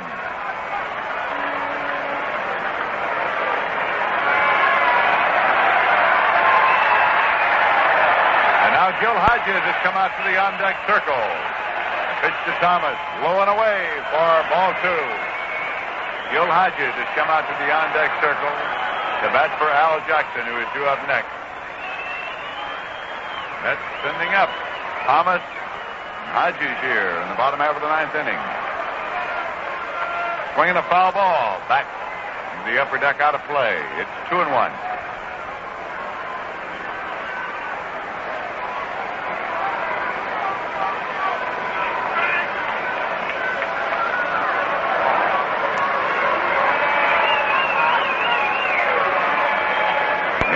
League, the Baltimore Orioles have defeated the Cleveland Indians 10-3. Barber the winner and Perry the loser. Drysdale looking for a sign. Into the windup. And here's a 2-1 pitch. Swung on and foul back onto the screen. Out of play. 2-2 count to Thomas. The crowd starting a rhythmic chant of "We want to hit."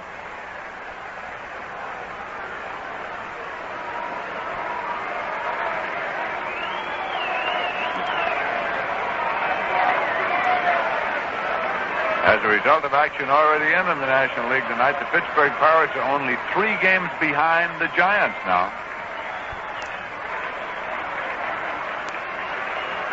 The Pirates will be coming in here next week.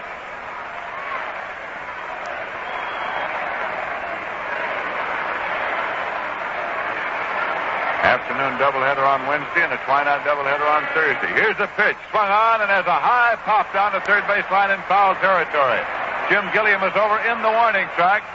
And Gilliam makes the catch, backed up by Maury Wills just behind him. And he gives the ball over to Wills, who relays it on into the infield. 2 away, nobody on, and Gil Hodges coming up.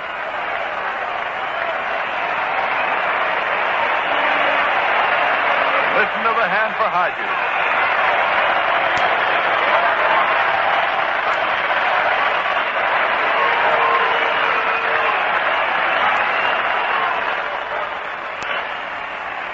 So it is Gil Hodges facing his former teammates here at the Polo Grounds in New York with 2 men out and nobody on in the bottom half of the ninth inning, with the Dodgers leading the Mets by 1 run, 5-4.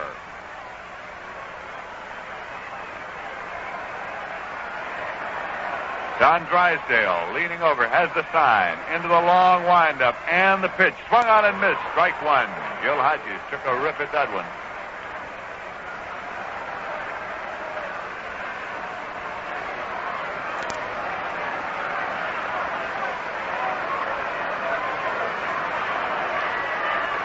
Again, Drysdale is set to work. Starts the pitch, and Hodges had stepped out, so the umpire calls time. Now he's set, and the pitch is on the way. It's low and away for a ball. 1-1.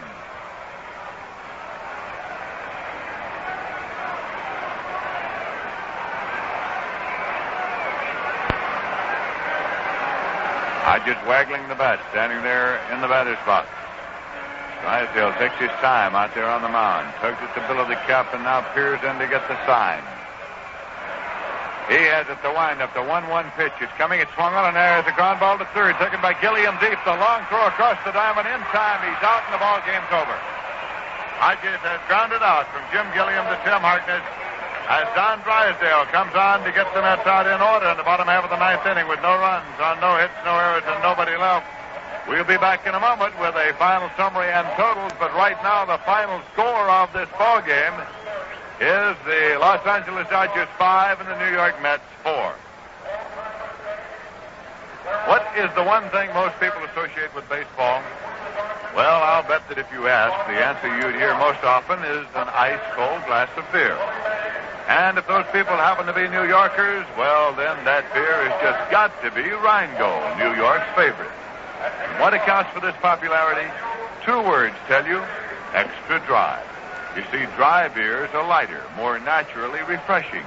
They let more flavor through to you. And Rheingold is the extra dry beer. Extra dry to be extra refreshing. And after all, isn't that what you want in your beer? Sure it is, so why wait? Order up or pour yourself a glass of refreshing Rheingold and enjoy it along with the game. You'll join the millions of people everywhere who say, my beer is Rheingold, the dry beer. It's beer as beer should taste. Well, here at the Polo Grounds, the Los Angeles Dodgers have taken a squeaker from the New York Mets, who battle them all the way. Final score 5-4, and the game was won by a home run by Ron Fairley in the top half of the ninth inning. Ron Fairley, who has had some great days and nights against the New York Mets this season. The final totals for the Dodgers: 5 runs on 10 hits and 1 error.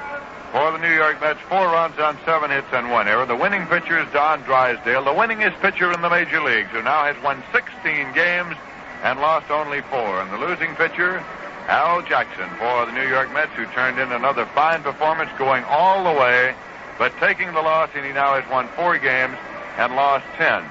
23,910 paid here tonight at the Polo Grounds to send the attendance mark over the 500,000 mark for the season here at the Polo Grounds. The New York Mets got off to an early lead tonight on Felix Mantilla's 3-run home run, but the Dodgers pecked away, getting 1 in the second and 2 in the third to tie it up. Maury Wills had a homer to send the Dodgers ahead in the top of the fifth, but the Mets came on in the bottom half of the fifth inning when Richie Ashburn scored on a sacrifice fly by Gene Woodling, and that tied it up at 4-4, and that's the way they battled until the top of the ninth when Ron Fairley's home run won the ball game. Don't forget Old Timers Day here tomorrow at the Polo Grounds. The gates will be open at 9:30. Old Timers action starts at 1:30, and the game between the Dodgers and the Mets will be played at 3 p.m. Baseball stars from the ages here tomorrow. Giants and Dodgers from the past. A great day for all baseball fans. Final score here once again: the Dodgers 5 and the Mets 4.